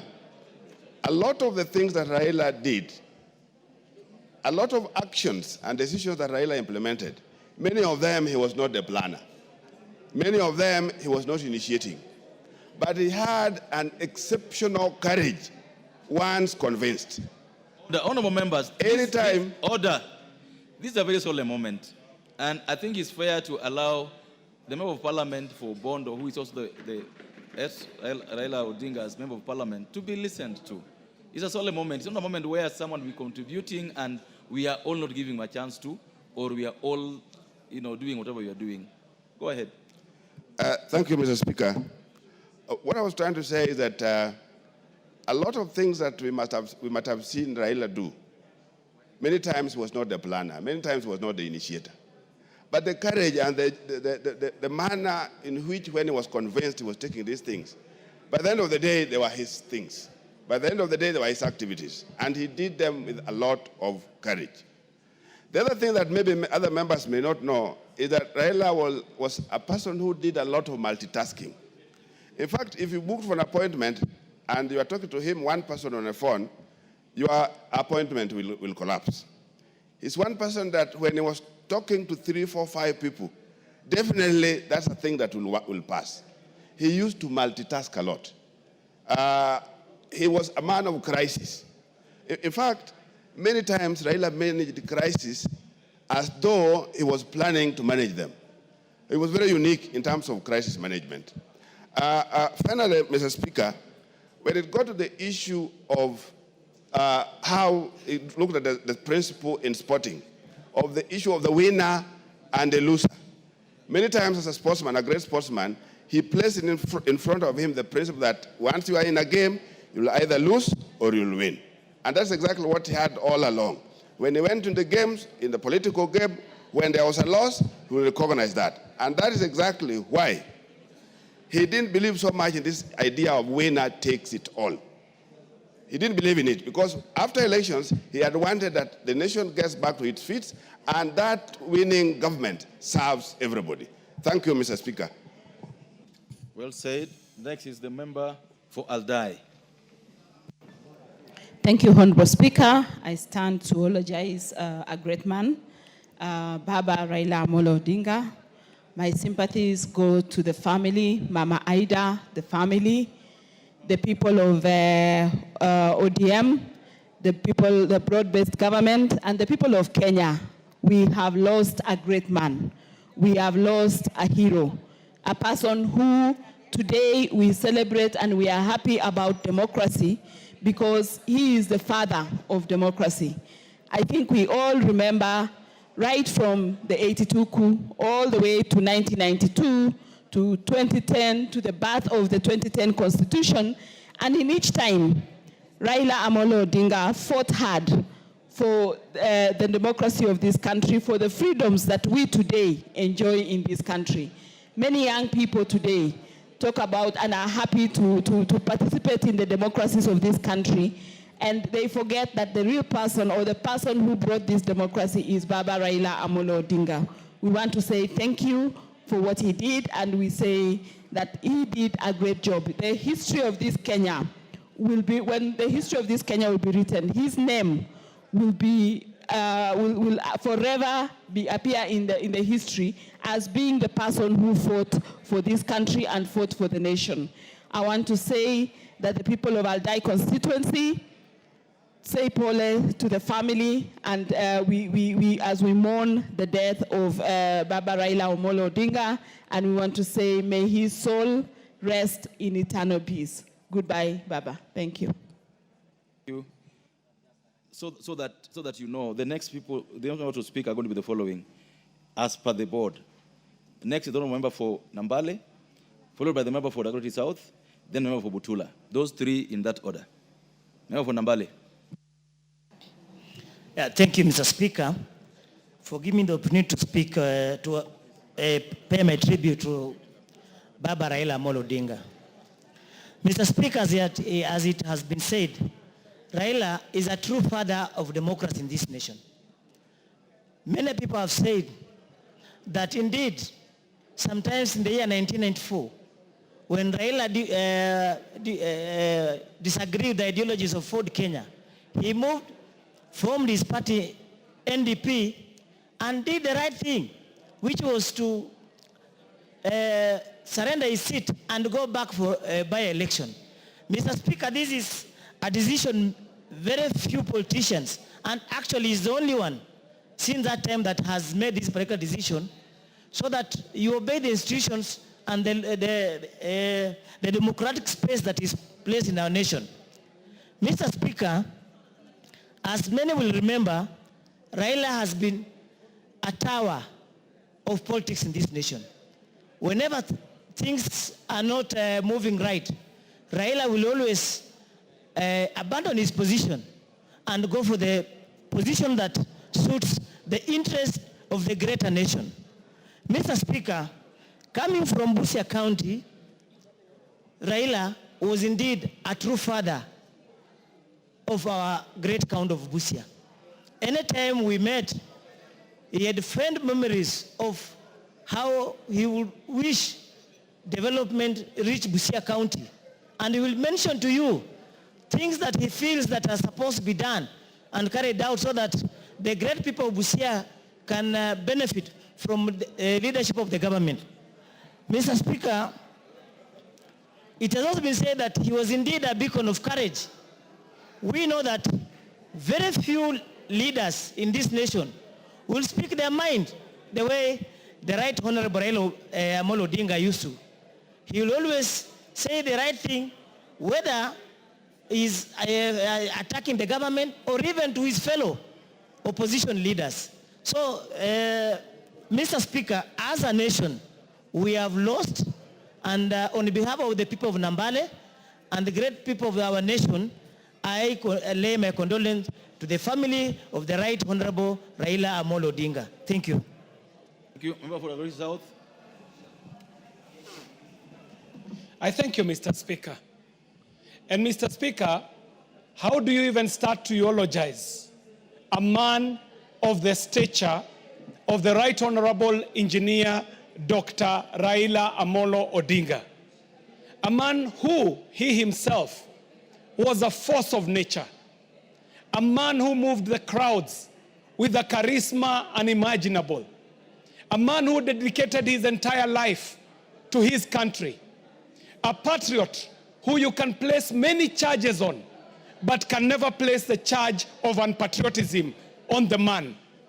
Mr. Speaker, this man that we eulogize today must be known as the father of opposition in this country, taking over from his dad, who was his blood father, who is also known as the Doyen of opposition.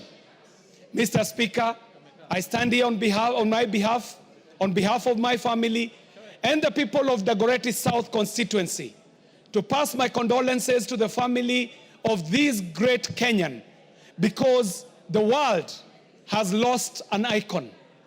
Africa has lost an enigma. Kenya has lost a leader. To me personally, Mr. Speaker, I have lost a political father.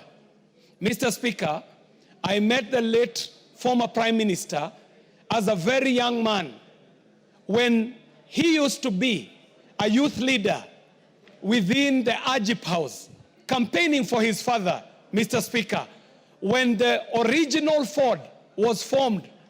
When Raila was a young man is when I met him. Later on, Mr. Speaker, I went on to be a youth leader in his party. I was the first national president of the ODM Youth League. When I met Raila, he was at his prime. That Raila who would capture people just with his greetings. The man who would walk into these rallies and he would lift one hand and he would say, "Haya, haya," and the world would go silent. And he would lay out the history of the country to the people. And when he had captured the attention of these crowds, he would end it on a high. Tendawili, tendawili. Na tukilera hata hiji nini yetu takuwa chama. Mr. Speaker, this is the gentleman that I eulogize. A man who picked me up when I was trying my skills in politics as a young man, took me to Dagoretti, introduced me to the people of Dagoretti, delivered an election for me in an election that he himself also won. Mr. Speaker, Raila Odinga won the election of 2007. But try as we did to swear him in, this gentleman told us that even as we are approaching the election of 2007, we will have to be cautious to ensure that we leave a country for the future. Mr. Speaker, I want to pass my condolences to my colleague, the Honorable Ruth Odinga, our colleague in Senate, the youth leader, the Gen Z himself, Dr. Oburu Odinga, to the children, Rosemary, Winnie, Junior, and posthumously, my very good friend, Fidel Odinga. Here, we want to thank this family for sharing such a consummate patriot with Kenyans. When Kenya called him Baba, we meant it. But we know that he was the blood father of these children who had given up their father, committed him to the service of nation. And today, we mourn a great Kenyan. And as I said, Mr. Speaker, the world mourns a great icon. Kenya will be mourning an enigma, and so will Africa. But for me, Mr. Speaker, I want to eulogize a great patriot who also happened to be my political father.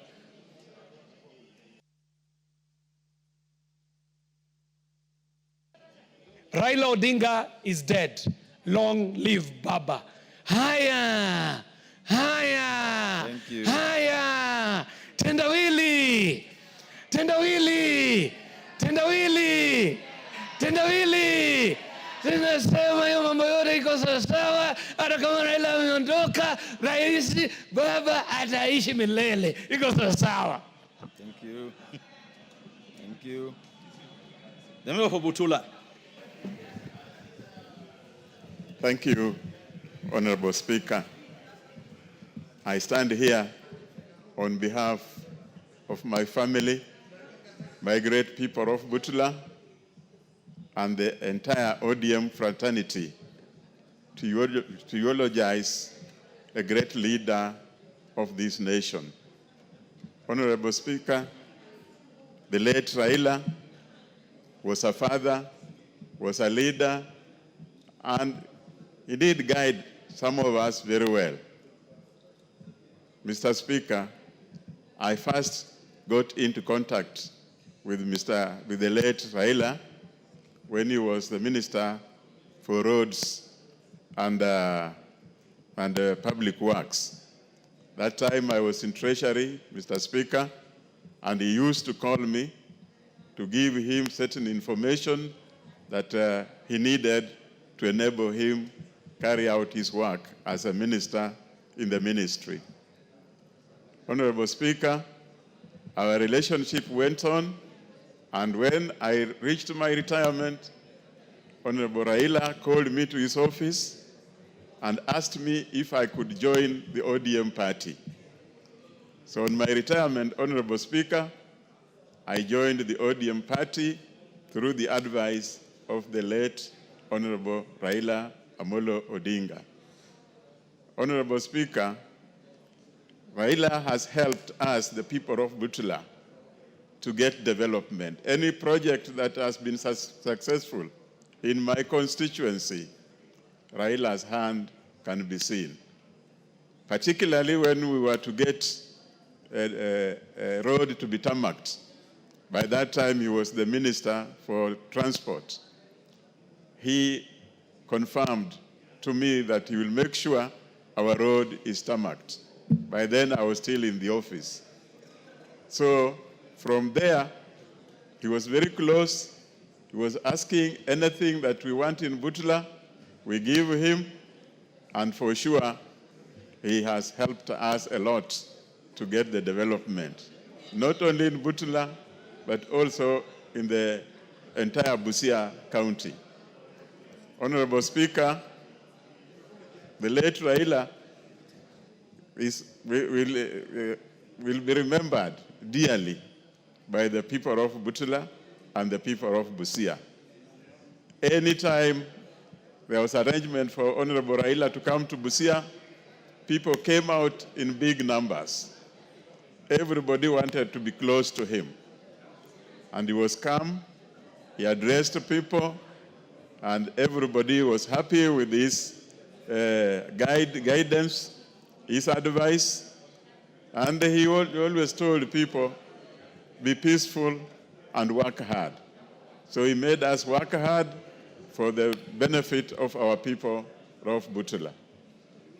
Honorable Speaker, we eulogize a great leader and an icon in African politics, and a person who is loved all over the country. He did much for this country, and his name will not be erased in any records of this country. We will keep remembering him. It will be difficult to erase the name of Raila from our people. We will continue remembering him, and I want to send my condolences to the family, particularly the wife, Ida, the children, and the brother, Honorable Dr. Oburu Odinga, who is also my great friend, and the entire ODM fraternity. Thank you, Honorable Speaker. Thank you. Member for Matuga. Asante Mheshimiwa Spika kwa kunipatia fursa hii.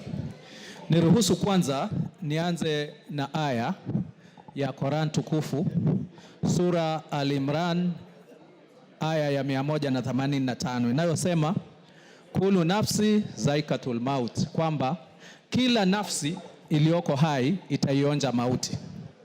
Tukiwa hapa sisi sote tutaonja mauti, na wale ambao pia tukiwa hapa tunajua kwamba wapo ambao Mwenyezi Mungu ameweza kuchukua nafsi zao. Lakini kwa nini leo tumechukua fursa hii kuzungumzia nafsi moja ya Raila Amolo Odinga? Hii ni nafsi moja, ni mtu mmoja ambaye katika halaiki ya watu, yeye peke yake ndio watu waliamua kumuita baba. Sikumbuki hata sehemu moja ama siku moja ambayo yeye alisema kwamba niiteni baba. Lakini watu wenyewe kwa yale ambayo ameyafanya, yale ambayo ameyatenda, yale ambayo anayozungumza, wakaona huyu ndiye baba yetu. Kila mtu alizaliwa na babake na mama yake, lakini watu wenyewe wakaamua hivyo. Sisi watu wa Pwani tumemwenzi baba. Tunajua siasa kutoka zilipoanza, kura hupigwa, lakini kwa ujumla watu wote wa Pwani humpigia baba. Na kwa nini inakuwa hivyo?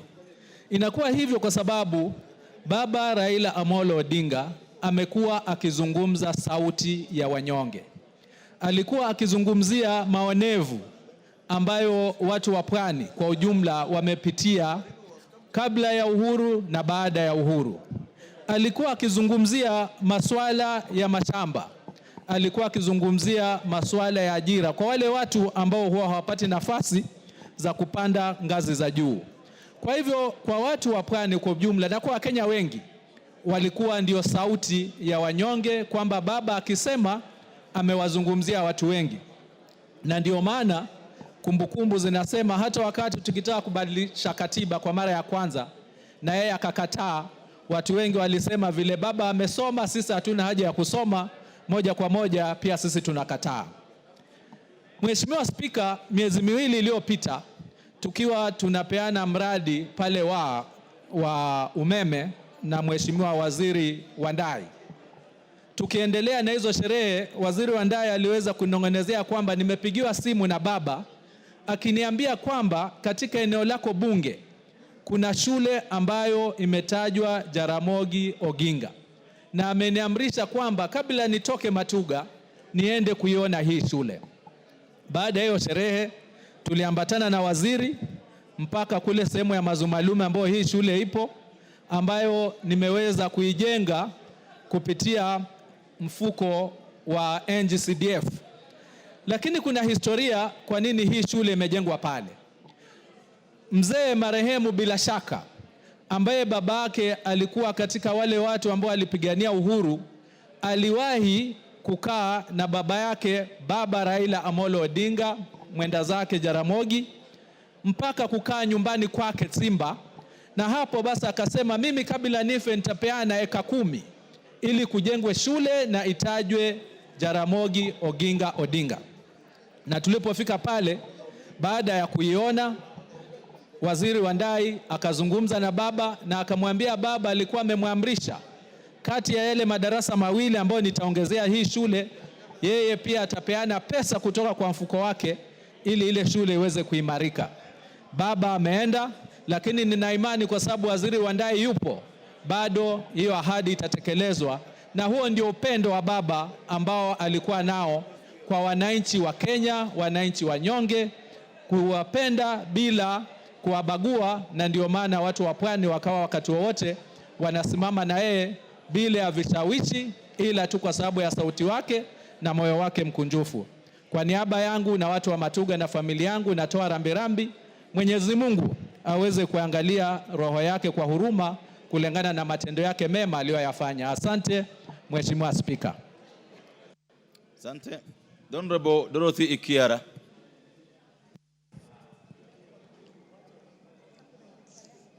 Thank you, Honorable Speaker. Honorable Speaker, today... Order. Honorable members, don't block the aisle. The members blocking the aisle. Order. Order, the honorable members blocking the aisle. Take your seat. Thank you, Honorable Speaker. Honorable Speaker, today we gather to celebrate alumni whose steadfast devotion not only forged our nation's destiny, but also illuminated the world's stage. Rooted in unyielding belief in justice, democracy, and unity, he faced every trial with fearless resolve and profound humility, embodying the true essence of exemplary leadership. Though his presence has passed from us, his legacy shines onwards, a radiant beacon engraved deep within the hearts of his people and echoing across the globe. As we honor his remarkable journey, we are compelled to carry forth this vision, a relentless pursuit of justice, peace, and unity for humanity. Together, we celebrate Baba, champion of devolution, champion of democracy. Baba, you have fought a good fight, you have finished the race. Fare thee well, Baba, till we meet again. My condolences to Mama Ida Odinga and the entire Odinga's family, not forgetting our colleague Ruth Odinga and all the citizens of this country who believed in Baba. Fare thee well till we meet again. Thank you. Honorable members, as I resume the seat, it's important to notify the House and the rest of the citizens that the viewing of the body of the Right Honorable Raila Amolo Odinga will no longer be at Parliament because of the overwhelming crowds that have literally overwhelmed our facilities. The committee of the funeral, chaired by the Deputy President and Senator Dr. Oburu Odinga, have announced that the body will now be taken to Kasarani for the public to view, for the simple reason that it was even difficult to get the remains of the Prime Minister out of the airport. So Lee Funeral, understand, were contracted to go and embalm the body at the airport. And it will be airlifted now from the airport to Kasarani.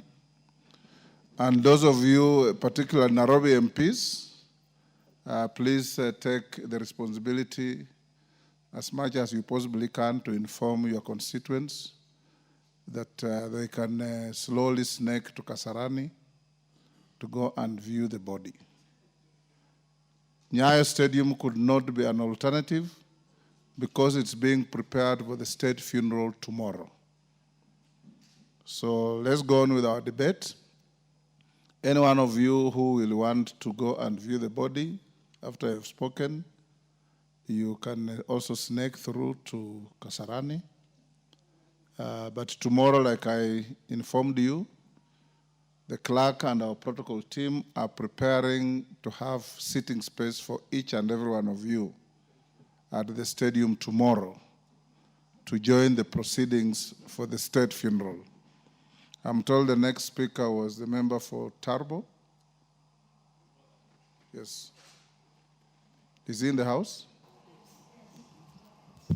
Yes, Janet Setienei. Yes. Go ahead. Thank you, Honorable Speaker.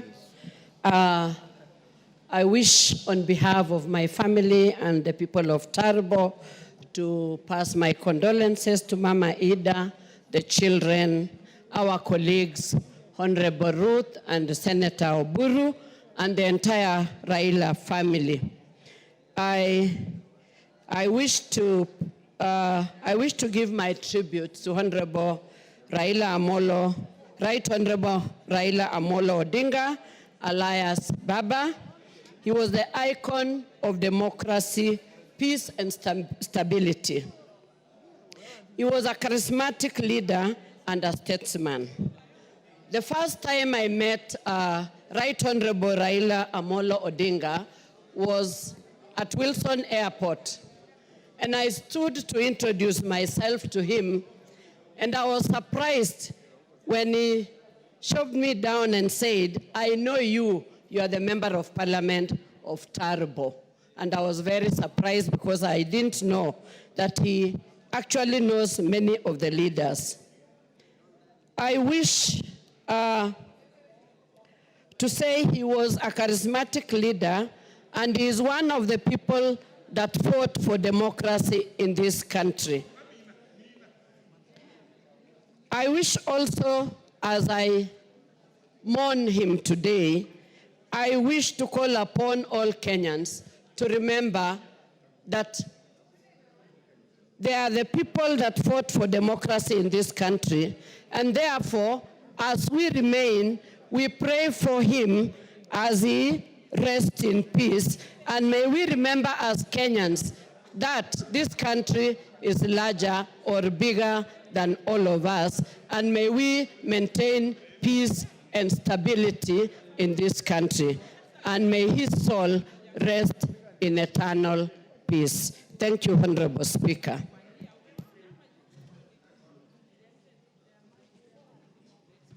Thank you, Honorable Speaker, for this chance. Honorable Speaker, I rise to eulogize the maverick, the enigma, the icon of Kenyan politics, the doyen just like his father, Raila Amolo Odinga.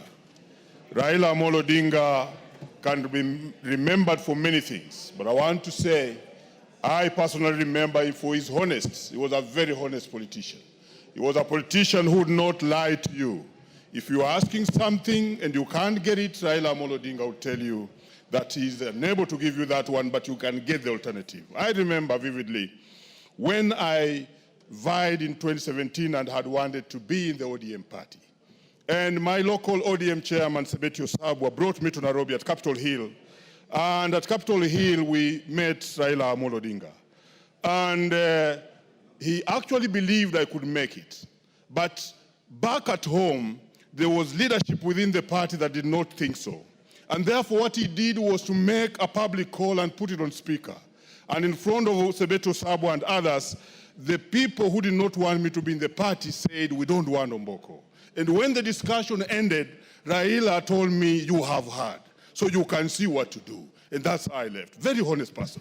I remember vividly, Honorable Speaker, in 2022, when we had the Azimio and the other collision, and we arrived and we met Raila Amolo Odinga together with Atuoli, together with Oparanya, and the former president, and we were being given chance to make a decision on what to do. I entered with Honorable Sabula. And he was so honest. When Sabula was asked, "What do you want?" He said, "I want to be governor." He was told, "No, I've already given out the ticket. Maybe you can be a deputy." I hope he's listening to me. That was so honest. I was asked my question, and when I gave my answer, which I'm guilty to say, I was just told the meeting was over, and it ended there. we went away, this was a very honest leader in politics. I want to remember Raila Amolo Odinga for peace and tranquility. That this is a man who would look at the holistic picture instead of looking at the personal benefits. We cannot ignore the KANU merger as we saw it when everybody thought that Raila could not work with Moi. We cannot forget the Kibaki stalemate when it looked like, yes, we want Moi out, but Moi has brought another candidate. So what do? He surrendered his place and said, Kibaki tosha. And that is how Kibaki became the president. And they worked together very, very, very well. And remember, even during that particular time, Honorable Speaker, he had had very tough wars with Kijana Wamalwa in Thika, but still he embraced Kijana Wamalwa because Wamalwa was now the deputy of Kibaki, and they still worked together. This guy had a big heart in politics. We cannot forget his handshake with Uhuru Kenyatta, and we cannot forget his handshake with Ruto. Honestly speaking, Raila Amolo Odinga and the family, if we refer back to the father, they seem to have the same spirit. Because in 1963, somebody spoke of this, when the father decides not to take independence simply because Kenyatta is in jail, it's the same thing that we saw him do in 2022 when we had the Gen Z uprising. Because every other player and cynics thought that maybe Raila should take a position of making sure that the government is not there and add force, but he decides not to do that. He decides to join government, strengthen it, and make sure that everybody can get his stake in the most correct way, in a more orderly way. That's Raila Amolo Odinga for you. And I want to say that this guy was a strong person of unity to our people and this country. I want to also indicate that we remember Raila for his works, that at one time he remained the only alternative for Kenyans. Look at the time of yes and no, the Chungwa movement. People did not believe in the constitution the way it was. And Raila took a position. That is the position that people followed. And finally were relieved. Teachers of this country were lucky to actually get an opportunity through the constitution not to be devolved, because originally the teachers were supposed to have been devolved. We thank Raila for his great positions he always took during tough times.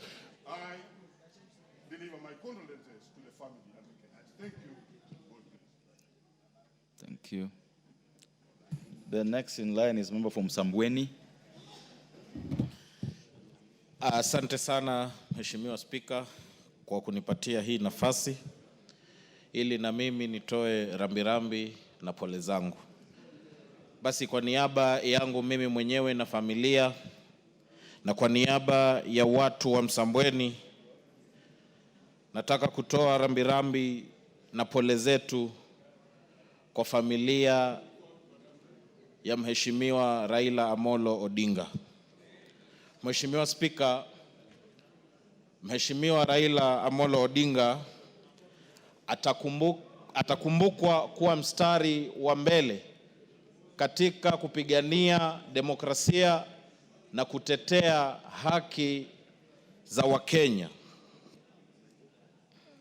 kwa muda wote ambao amekuwa uongozini.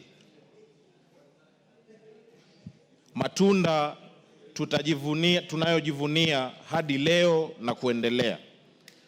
Mheshimiwa Spika, mimi nilimjua Baba Raila Amolo Odinga kwa mara ya kwanza wakati alitembelea katika kijiji chetu cha Gasi na tukapata kula naye chakula cha mchana. Mara ya pili, Mheshimiwa Spika, nilipata fursa ya kukaa ana kwa ana na Mheshimiwa Raila Amolo Odinga wakati ninaanza safari yangu ya siasa. Nilikaa naye zaidi ya jisaji moja na dakika 20 hivi, na alinipatia ushauri wa kutosha, akanipatia motisha na kuniambia inawezekana. Alinijenga nguvu na kunitia imani. Kwa hiyo katika safari yangu ya kisiasa hata yeye ako na mchango ambaye amechangia. Mheshimiwa Spika, sisi kama jamii ya Waislamu tutaendelea kumwombea Mheshimiwa Raila kwa sababu aliheshimu sana dini ya Kiislamu na alipokuwa waziri mkuu, yeye mwenyewe binafsi alikomboa ardhi ya msikiti wa Kongo ambayo ilikuwa imechukuliwa na mabwenyenye, ardhi ambayo iko katikati ya fuo za Diani Beach. Mheshimiwa Spika, historia ya Kenya ikiandikwa, nafikiri zaidi ya chapter moja itakuwa inazungumzia kuhusu Mheshimiwa Raila Amolo Odinga. Basi wacha Mungu ailaze roho ya Mheshimiwa Raila Amolo Odinga mahali pema penye wema, na vile vile tunawaombea familia yake. Mungu awapatie uvumilivu, awapatie subra, awapatie nguvu, hususan wakati huu wa maombolezi. Asante Mheshimiwa Speaker. The next in the queue is a member for Nyandarua. Thank you, Honorable Speaker. I rise to give my condolences on my own behalf and on behalf of the great people of Nyandarua to the family of Right Honorable Raila Amolo Odinga. I pray that God will give the family peace that passes all human understanding at this difficult time.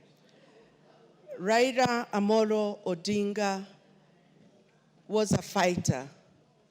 He fought all through his life and all through his political life. He fought for multi-party democracy with his own blood. And his achievements in different roles as a prime minister, as a cabinet minister, as a member of parliament for Kibra, and also the leader of opposition was impeccable. He was an ardent supporter of sports, Arsenal being his team. We all enjoyed. It is my prayer that we shall emulate Honorable Raila Amolo Odinga. His selflessness, the act of reconciliation, forgiveness, and more importantly, love for motherland. I pray that his soul rest in eternal peace. Thank you. I wish all of us was brief as Honorable Member for Nyandarua.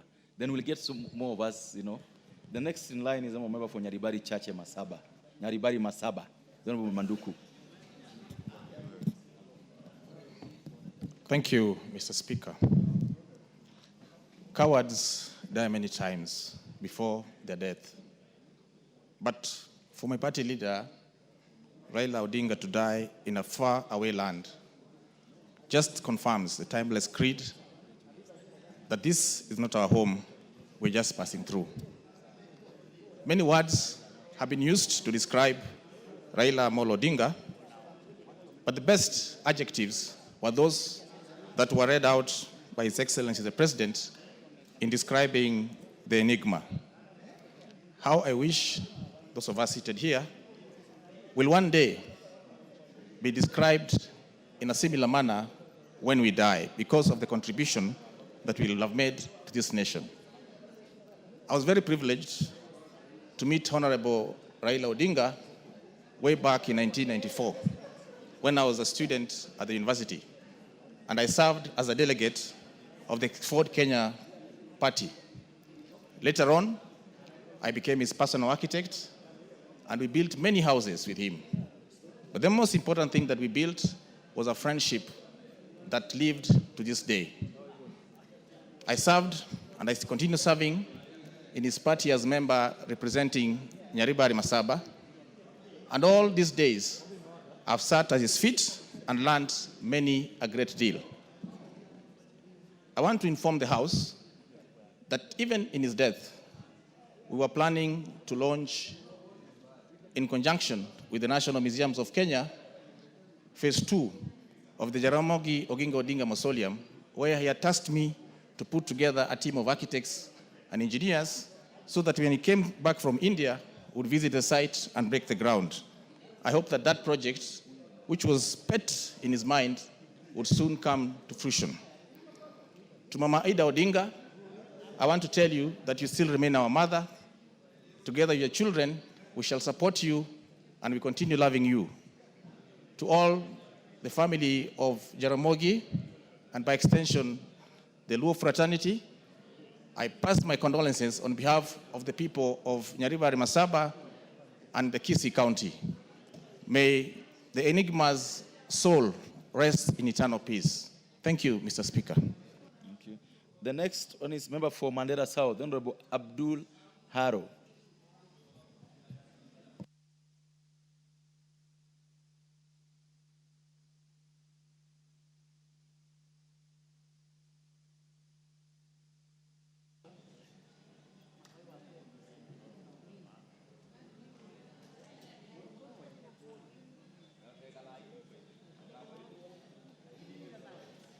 Thank you, Honorable Speaker.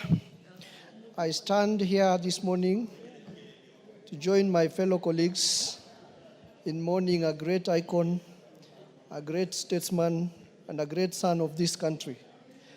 In my religion, Quran chapter 2, verse 156, when we are told that from the Creator we came and to the Creator we return. That means every soul must taste death. Honorable Speaker, that verse reminds us of the fact that we are all mortal, and at one point in our life, we will have to leave this world. It's only that some will go before the others, and all of us ultimately, on the appointed dates when we are supposed to leave this world, will all follow. And therefore, I take this opportunity on my behalf and on behalf of my family and on behalf of the people from my constituency, Mandera South constituency, to pass my condolences to the family and friends and Kenyans following the death of the great son of this country, Raila Amolo Odinga.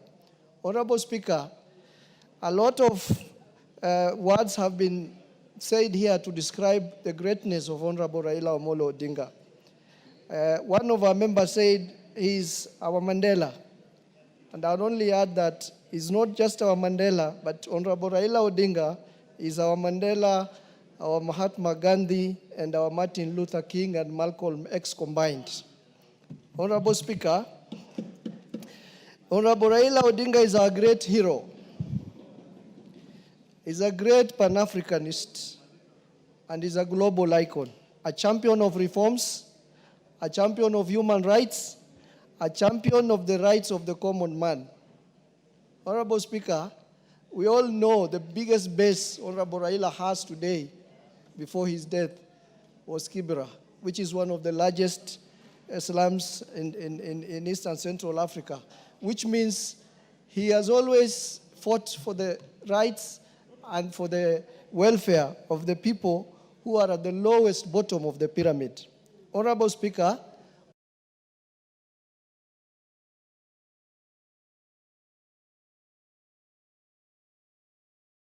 not necessarily need to be destructive. Protest can be used constructively as a tool of social change. Honorable Speaker, it is as a result of those protests which are positively used as a force of social change that Honorable Raila participated in protests that enabled this country to get rid of Section 2A in our Constitution to usher in multi-party democracy.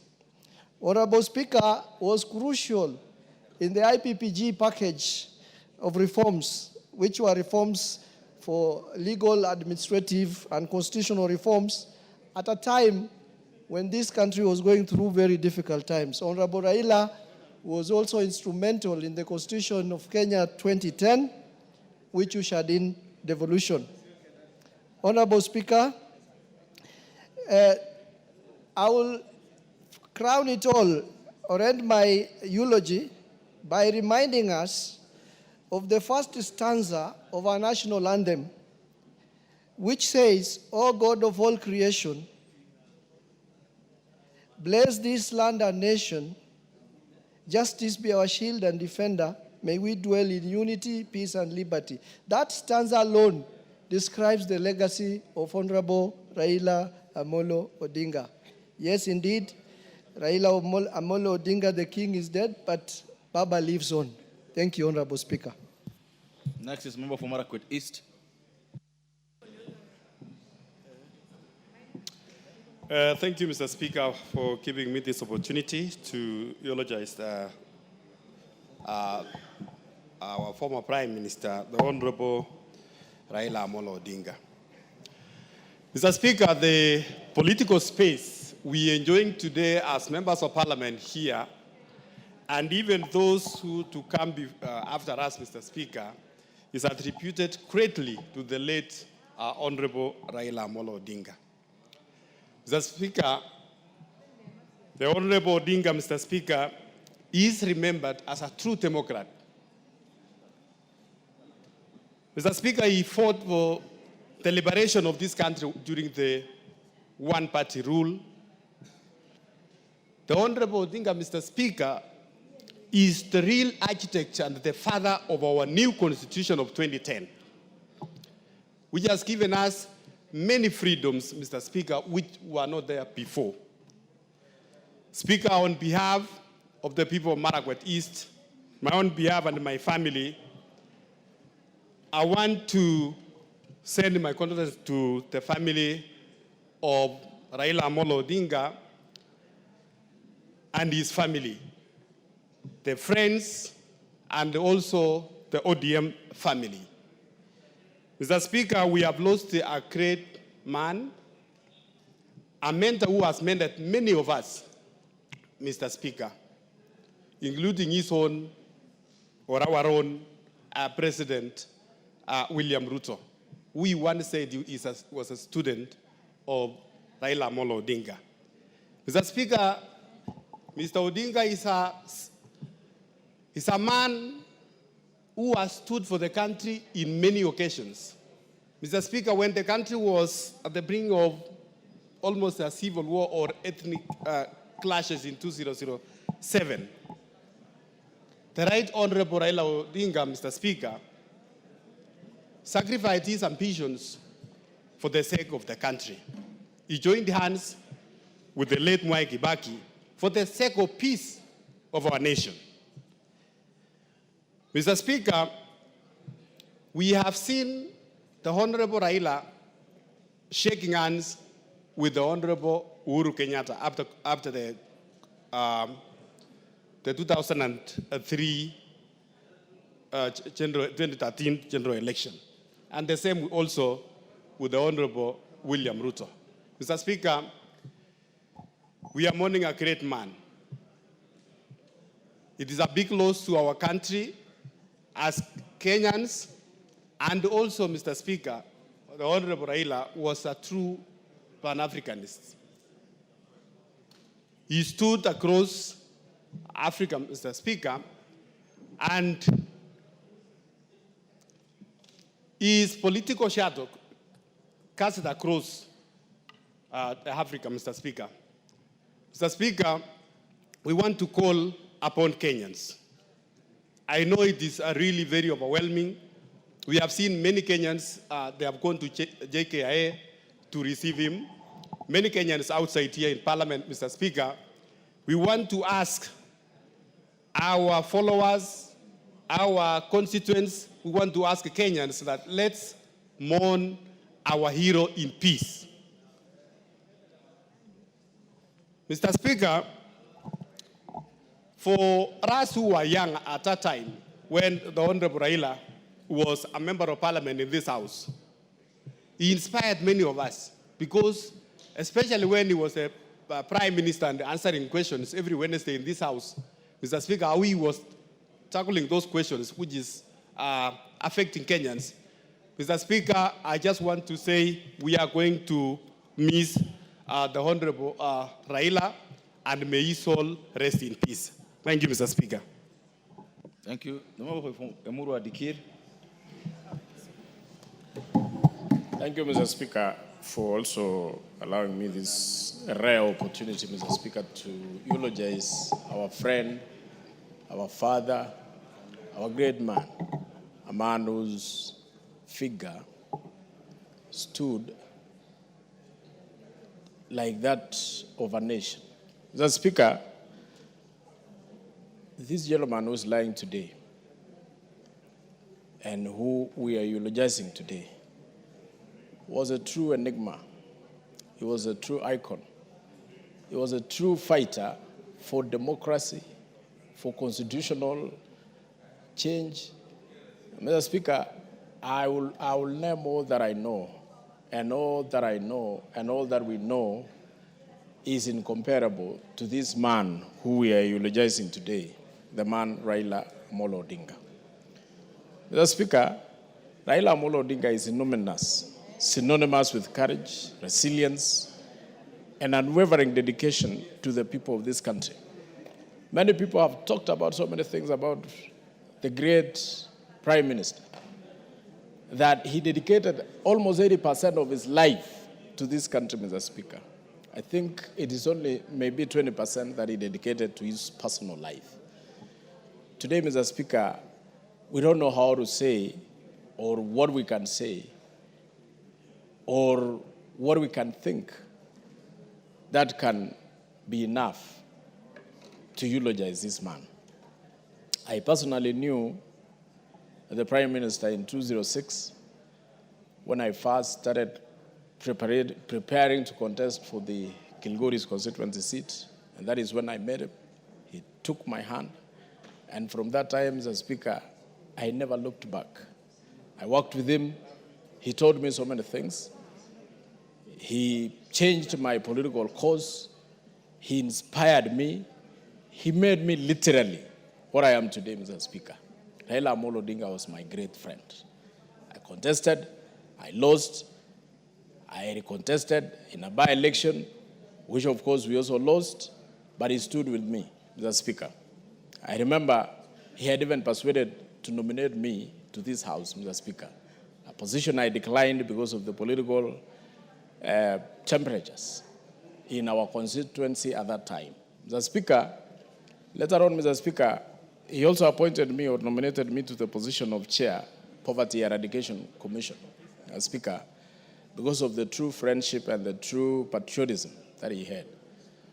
A position I never served, Mr. Speaker, because of also political issues at that particular time.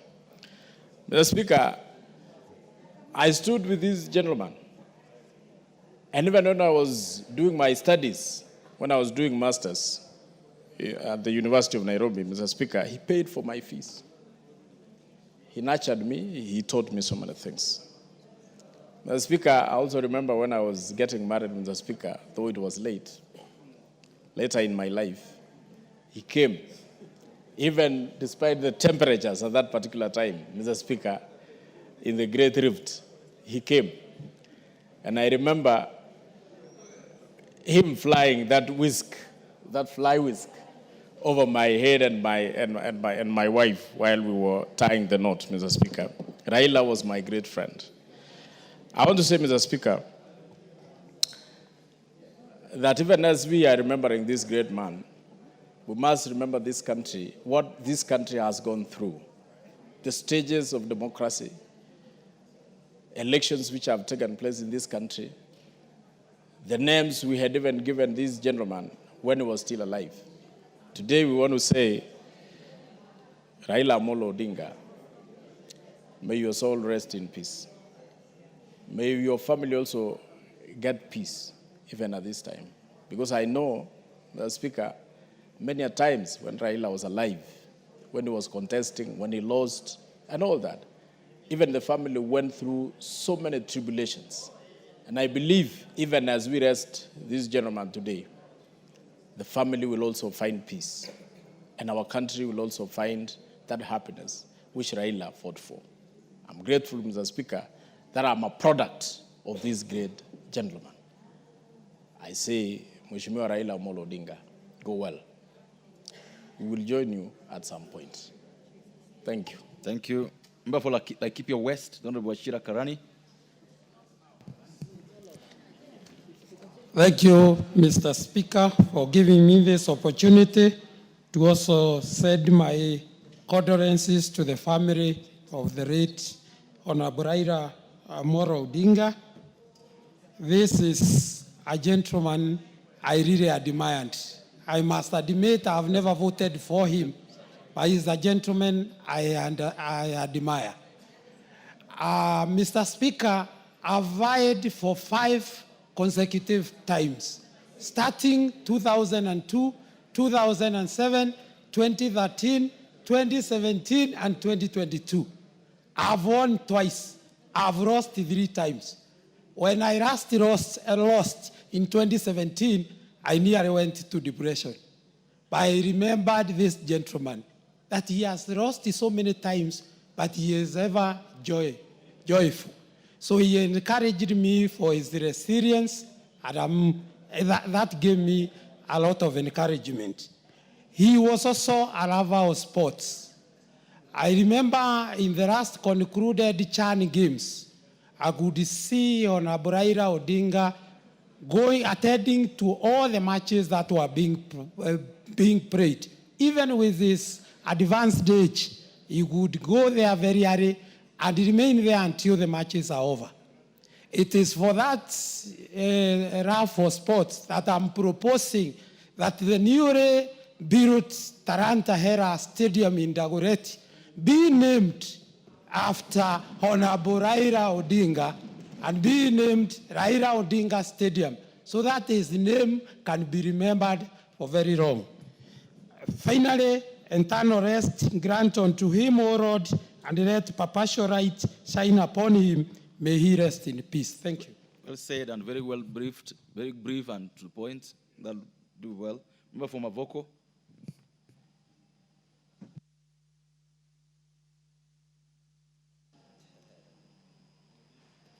Thank you so much, Mr. Speaker. Mr. Speaker, let me rise to eulogize, pay tribute to an enigma, to a nationalist, a person who was selfless, a person who was full of people's interests, a person who bled for this country, a person who suffered for this nation. The freedoms that we are enjoying today were all found and fought for by the late Right Honorable Dr. Raila Amolo Odinga. Mr. Speaker, allow me this morning to thank all members of this House who have seen it fit and understood reasons why we could not continue laying the late Raila Amolo Odinga in state in this House.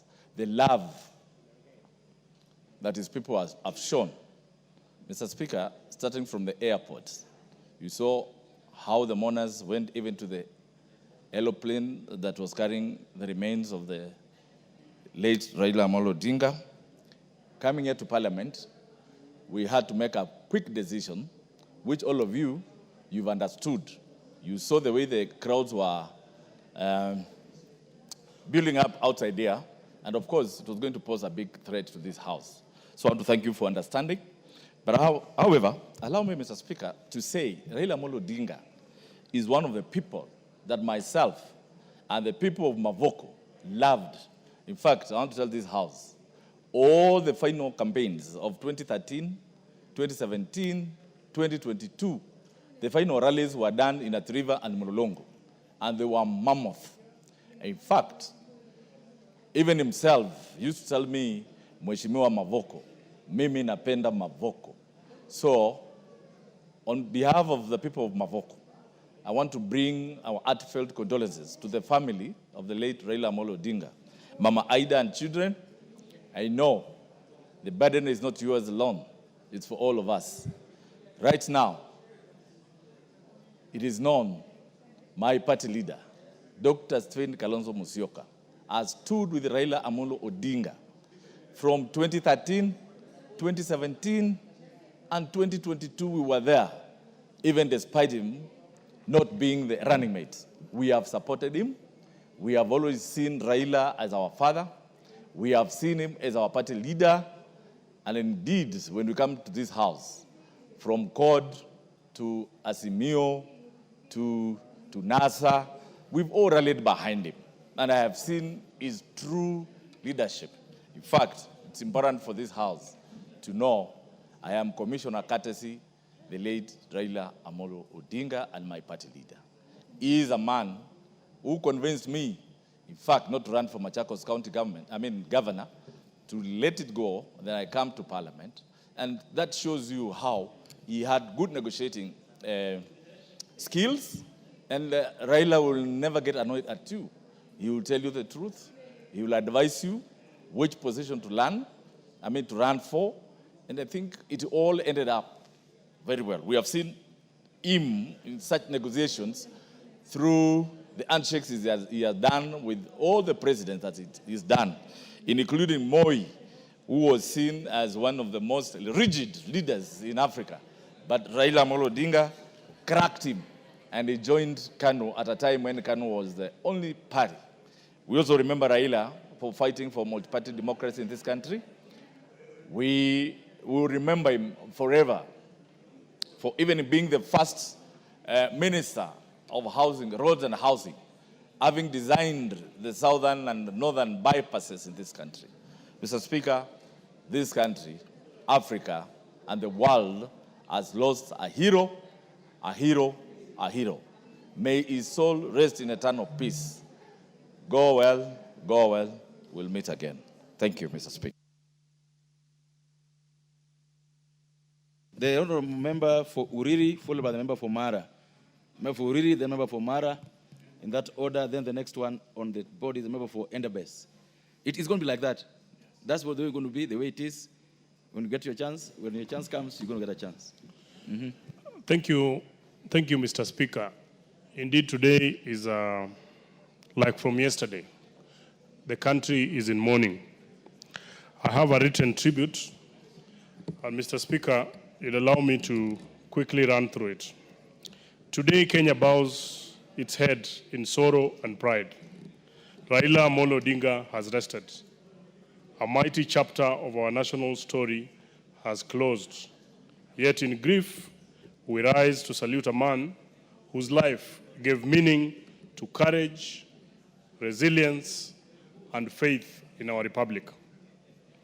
Mr. Speaker, growing up in high school, we knew of his father, Jaramogi Oginga Odinga, the lion who once visited my alma mater, Rapogi High School.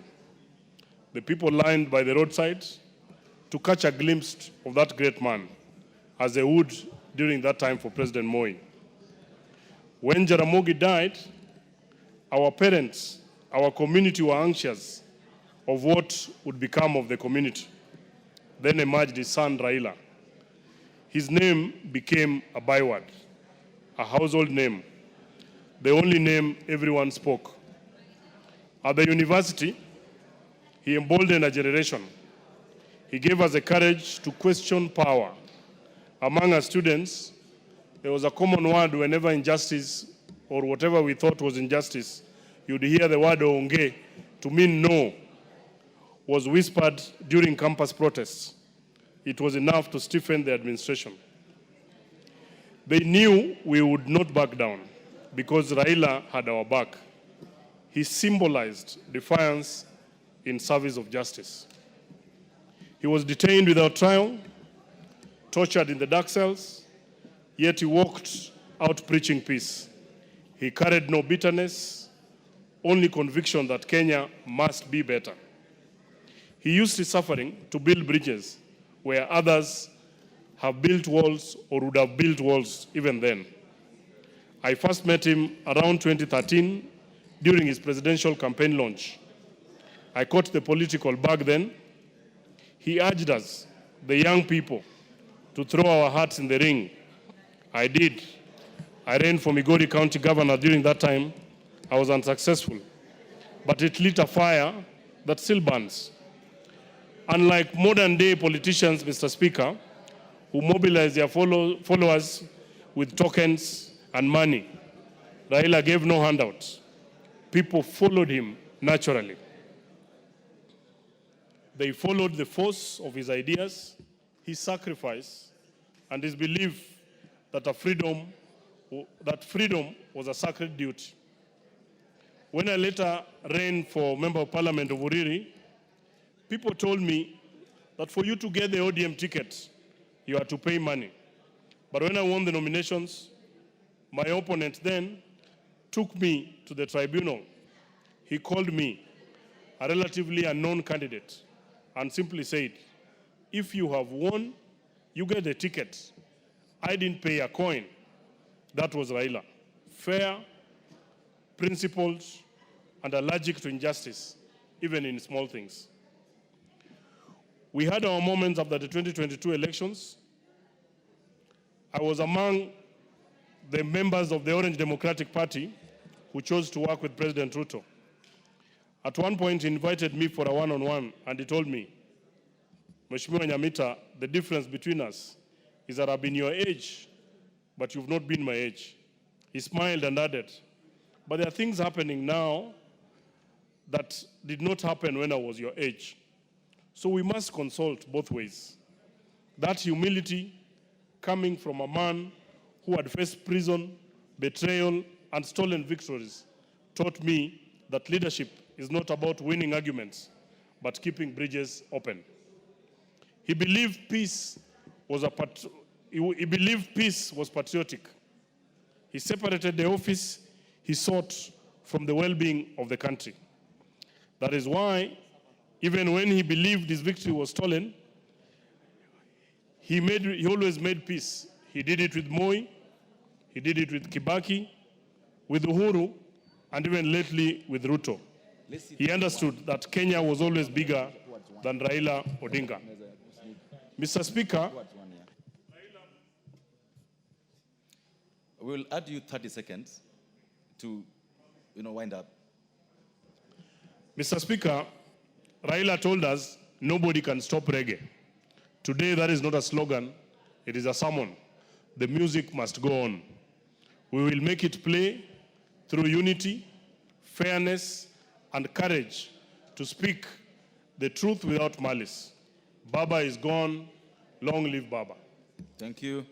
The member from Mara was next. Thank you, Mr. Speaker. Sir, Mr. Speaker, sir, thank you for giving me this opportunity. And on my own behalf, on behalf of the Mbiukis family, the entire Mara constituent and Tharaka Nithi County at large, Mr. Speaker, I stand with very heavy heart as we mourn our late former Prime Minister. Mr. Speaker, the democratic space we are enjoying today is basically courtesy of the late Raila Amolo Odinga. Mr. Speaker, we remember the journey of repealing Section 2A, and Raila Amolo Odinga was the most instrumental leader who really pushed during the current time to ensure that Section 2A is repealed, Mr. Speaker. And that is what we're enjoying today. Today we are multi-party democracy, and as we sit here, we will always continue appreciating the law which our former Prime Minister played. Mr. Speaker, I had an opportunity of serving with Raila Amolo Odinga when he was the Prime Minister after the 2007 general election. By then, Mr. Speaker, I was the Assistant Minister for Agriculture. And Mr. Speaker, during that time, it is through his effort and that of our late President Mwai Kibaki that we started the farm input subsidy, be it fertilizer, Mr. Speaker, and also in distribution of farm input, Mr. Speaker. Mr. Speaker, I remember during the 10th Parliament, by that particular time I was representing the Lanja Nithi constituency, we had a very bad accident near Nithi Branch, whereby almost 10 people from Medero community, we lost 10 people from one community. And it is Raila Amolo Odinga who came to our aid. He gave the community the support, and actually he attended the mass burial which we had at Medero that particular time. Mr. Speaker, that's the man whom we are celebrating today. Mr. Speaker, Raila Amolo Odinga was a peacemaker.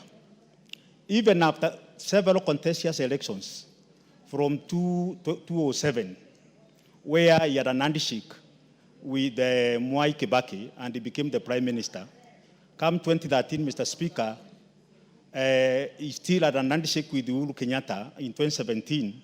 And currently, Mr. Speaker, this country, it is enjoying the fruit of the broad-based government. And that is Raila Amolo Odinga for you. Mr. Speaker, Raila Amolo Odinga was a pillar of political stability in this country. And I would really like us as political leaders to emulate him, continue preaching peace, even the time of difficulties, Mr. Speaker.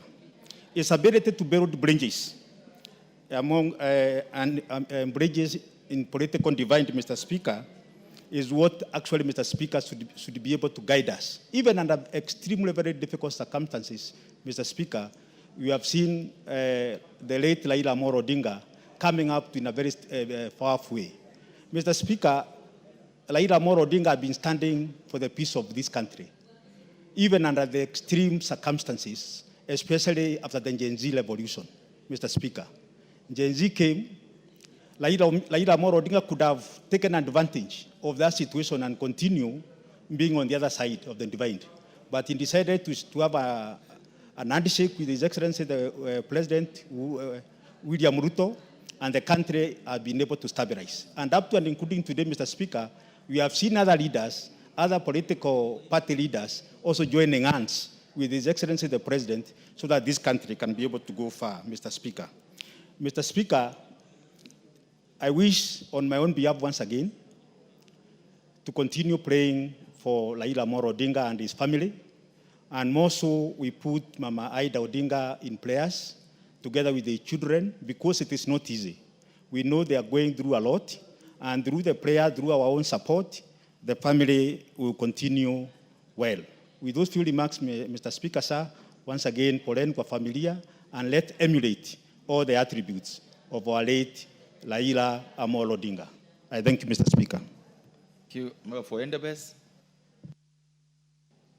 Honorable Speaker, on my own behalf and that behalf of the great people of Endebess, I want to send my condolence to the family of the late former Prime Minister Raila Odinga, to his children, to his wife, and to my colleague, Honorable Ruth Odinga, who is a member of the Budget and Appropriation Committee. Honorable Speaker, Honorable Raila Odinga was a great man. I got to travel with him, with Honorable Mule Mutinda, member, and Honorable Mwadime, the current governor for Taita. We went together to Morocco, to a place called Dakhla.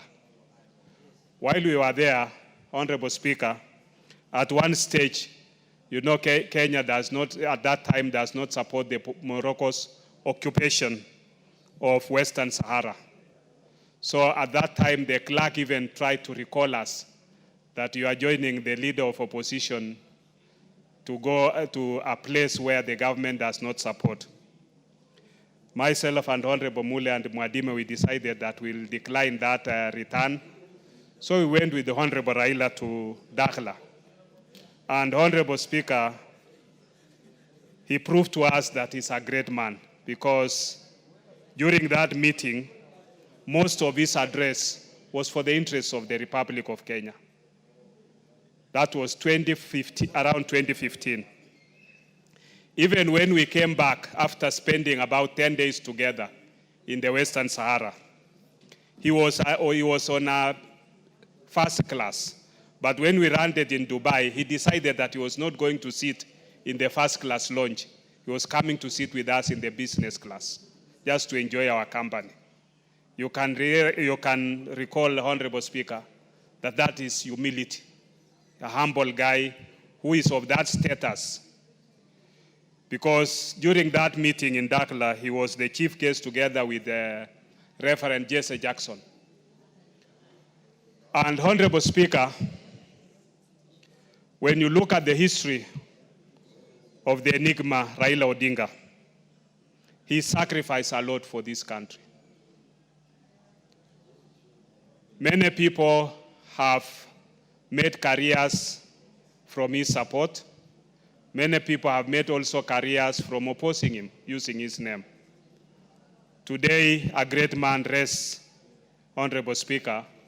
It is a history in this country. Some of us, when we were young at the university, we got to interact briefly with the late doyen of opposition politics, Jaramogi Oginga Odinga. But I would want to say that Honorable Raila Odinga has actually surpassed some of that level.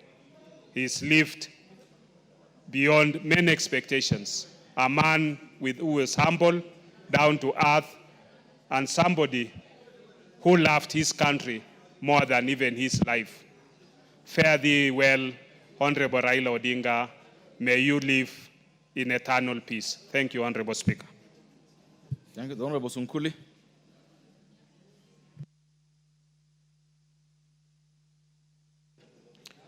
Mr. Speaker, today we are paying tribute to a compatriot, a fellow citizen of this country who has lived indeed and served on many, many fronts, a political figure with many abilities. He had abilities for fighting and had abilities for making peace. I was elected in 1992 to the first multi-party house in this country, if you may discount the first periods of the after independence. And the Honorable Raila Odinga was elected member of parliament at the same time. We served together from 1992 when he came in as a member of Ford, and later on he had to face another re-election because they changed parties to the NDP. Mr. Speaker, I have not sat on the same side with Honorable Raila for a long time. Other than the last elections, which has placed me on this side of Azimio where he was leading, most of the times I was sitting on the other side. When I was a minister, I used to answer questions that he asked. And one of the things that I still remember very well was when the Honorable Raila asked me a question about provincial administration. To the effect, is the minister aware? And I stood there and said, no, the minister is not aware. And then he tabled a document which disarmed me, because in my own thinking, that document was very, very confidential. But the Honorable Raila had a way to get even the most confidential of things in the government. We were, of course, ministers of another great man called Moi, to whom Raila was his opposition. But I can attest, Mr. Speaker, that even as he lived in opposition, he was always very objective. We were all men of principle in our own way.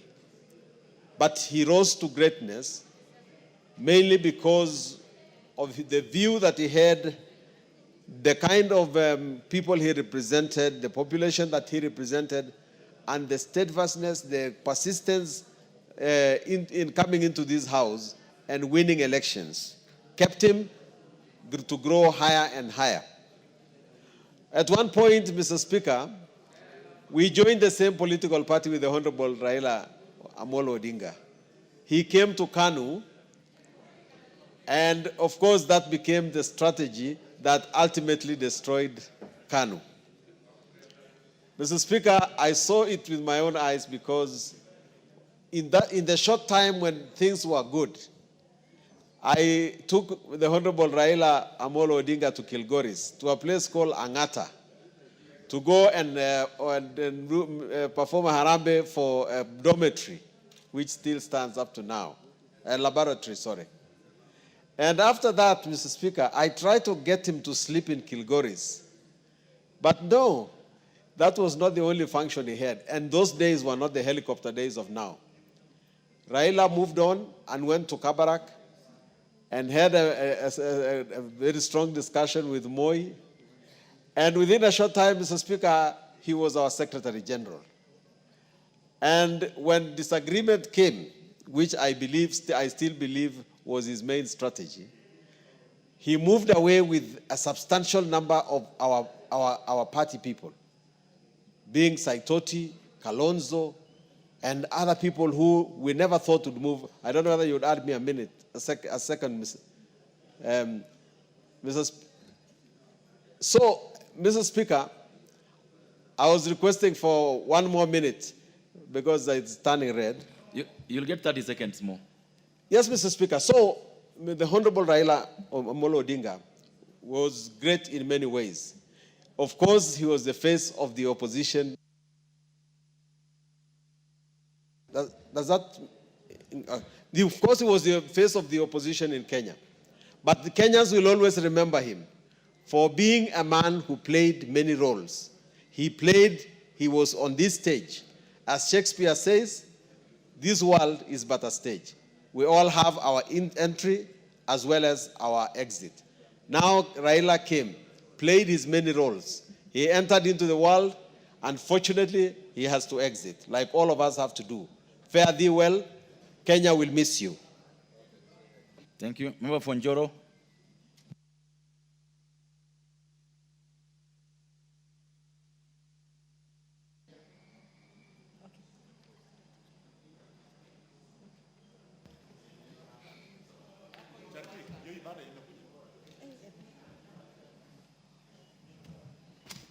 Thank you, Mr. Speaker. I think you'll be adding me another 1 minute. On the list, Mr. Speaker, sir.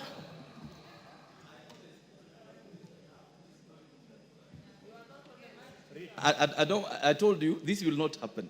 So the list I have, the next person to speak is member for Limuru, then Igembe North, then Tigania West, then Marakwet West, in that order. And I can assure you, it will remain that way.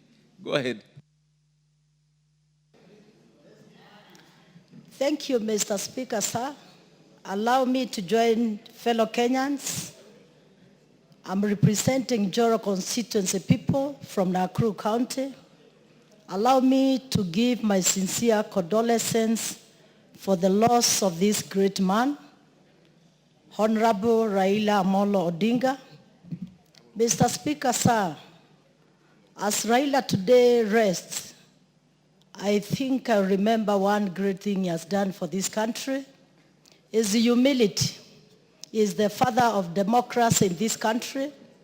And I wish to sincerely say that Kenya has lost a great man, a man who humbled himself when Kenyans needed such a man who humbled himself and joined His Excellency President William Samoei Ruto to unite this country and to ensure that there is peace.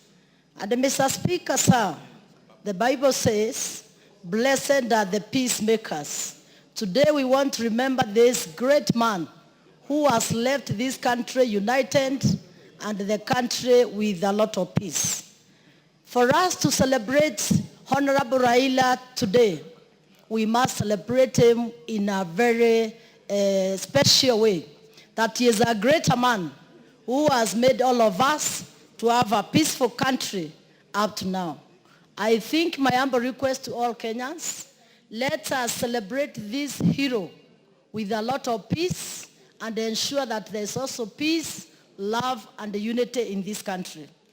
I also want to take some time to pray for our mom, Ida Raila, and tell her that we pray for her, that God will give her a lot of strength. May God protect the family and our children. I know it is the worst moment right now, Speaker, for Ida. And I'm speaking myself as Member of Parliament, who has also gone through a lot of pain when I lost my husband through leukemia. Therefore, today I take this moment to pray for this humble lady, either so that God can make her stronger, so that she can continue with her life, and to make the children for Raila to be more stronger. For all of us, let us take the best readings we have gotten from Raila, the man who also fought for devolution in this country. Let us try to pick the best things Mheshimiwa Raila has done for this country. Kwa sisi wote wa Kenya, tunaomboleza na tunasema Mungu aweke Honorable Raila mahali pema. Asante sana, Bwana Speaker. Member for Limuru. Members, if you could do 3 minutes each, under amendment, we could have probably another, because I would be extending a few minutes so that we can get more. Thank you, Honorable Speaker, for giving me an opportunity. Let me take this opportunity to give my condolences to the family of Right Honorable Raila, from my family and the great people of Limuru. The life of Honorable Raila has been given, and for me, I have learned and have thanked God for him being a gift to Kenya. I see him as one person that we can learn a lot about forgiveness, because in his life, he has honestly forgiven many who even did bad things to him. The other thing, Mr. Speaker, is his capacity to be able to tolerate. Even when people have called him all sorts of things, he has always been clear as to what he is focused, and in particular, his love for this nation. I also note one other thing that is special to him, the fact that he can be able to reconcile with people of divergent beliefs or convictions, and one person who has actually demonstrated this in this country. But let me also say that this is one person as an engineer. I met him when I was a student, and he was at the University of Nairobi. And I followed his engineering career to when he was in the Kenya Bureau of Standards. Mr. Speaker, this is one person who also believed in Kenya, that Kenya can actually grow itself. He even went to start an industry, the Spectre, where he went to do and to produce in this country something that people never thought it could be produced, all the gas cylinders in this country. This is one person who believed that we have a capacity to grow our industry. So as an engineer, and I speak on behalf of many of the engineers who have passed this house, and even to my professional colleagues out there, we have lost somebody who we are looking up to, because he is one person not only took his ideas about infrastructure development in Kenya, but also the rest of this Africa continent. He believed that we can open up the various roadblocks that we have created between the countries and have major infrastructure crossing all over the African continent so that this continent can grow. For this nation, I remember not long ago, he talked about the need to address the issues of JKIA. And today, when I was looking at this airport, when we were receiving his body, I felt that if there was something that we need to do, is to make JKA, the Right Honorable Raila wanted to see. Make sure that JKA becomes the hub of the East African region, and that we do not need to be number 3, behind Addis or Kigali. So for me, he's a man who had vision for developing not only this country, Kenya, but the region. And one that if there is something we can learn, is that he was not a tribalist. He did not want to play the kingmanship, but he believed that as a nation, we can live together and we can develop this country together. May his soul rest in eternal peace. Thank you. The Honorable Naomi Wako, then the Honorable Taitimu.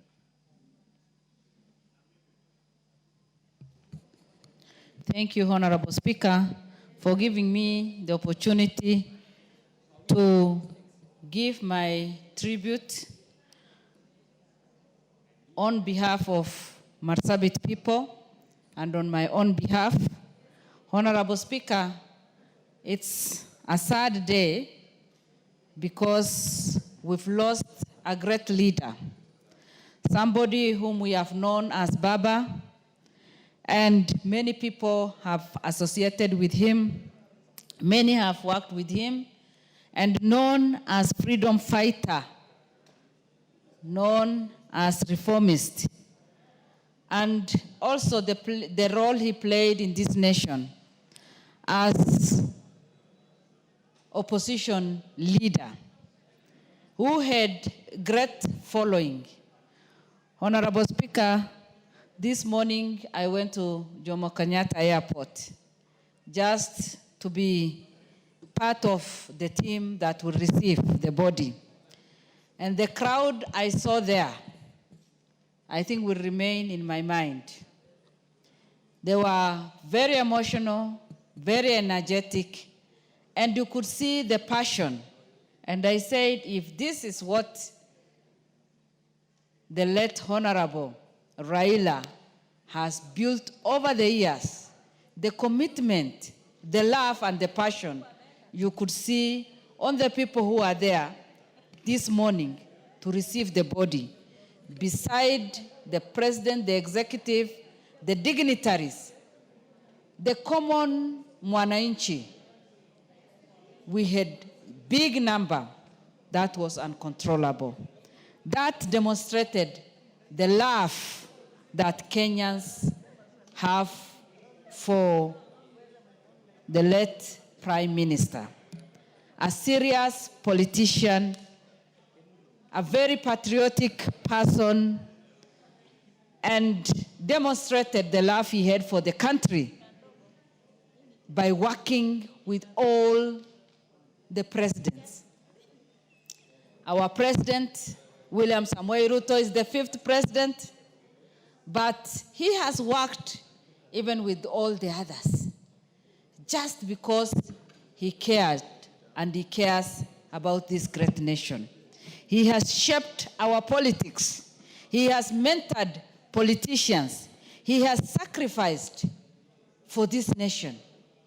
And that is why today everyone is shedding tears, and we are all in the same situation and praying very hard that God will comfort his family. Honorable Speaker, a very influential man who connected well with many politicians, who connected well with many international leaders, and a great leader who until his death demonstrated his leadership, passion, and love for his country. For sure, as a nation, we have lost a great leader. But we know very well, as the Bible says in Ecclesiastes chapter 3, verse 7, that there is time for everything. There's time to be born and to be buried. There is time for celebration and to mourn. And today, it is our time as a nation to mourn the passing on of a great leader. A great leader who will not only be missed by Kenyans, but by entire world. Honorable Speaker, it is my prayer that we will give him a good send-off and that Kenyans will give him that respect without much distraction and give him the respect that he deserves. I send my condolences to his wife, our dear mom, Aida, to his daughter Winnie, to Raila Odinga Jr., to Rosemary, to Akinyi, to Ruth, our colleague. And my prayers are with them.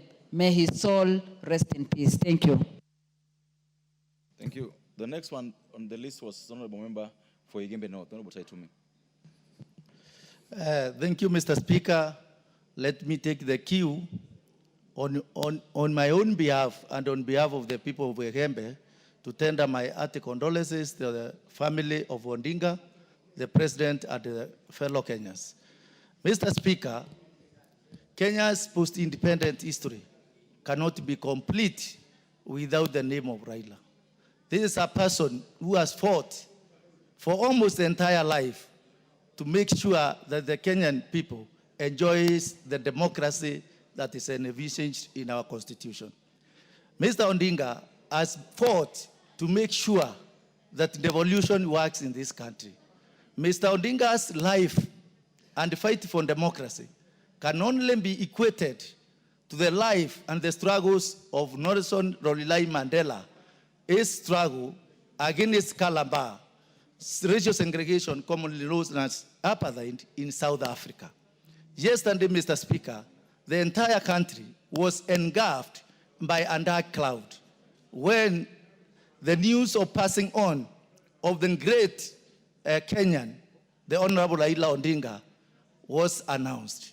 This is a clear testimony of the ideals that Raila stood for. Despite losing in several elections, whereby he contested to be the president of this country, Mr. Raila Odinga made sure that this country remains united. At no particular time did he lose direction to tear this country apart. Mr. Raila Odinga was never tribal. Even Lucy, he did not condemn any community having caused its defeat. In 2007, whereby this country witnessed a great upsurge and the fight that came up after the announcement of President Kibaki as the winner, Raila could not let the country go to the drains. This is a man who walked his talk. When he said something, he did not mind how many people were against it. He stood for what he believed in. And I would pray that his passing on fortifies this country so that the country remains united, the country remains stable and without equivocals that are caused by tribal divisions. We are eulogizing a great man, a patriot, a person whose political interest transcends other things other than the interest of Kenya. Thank you, Mr. Speaker, for this opportunity. Thank you, sir. Member for Regania West. And he'll be followed by...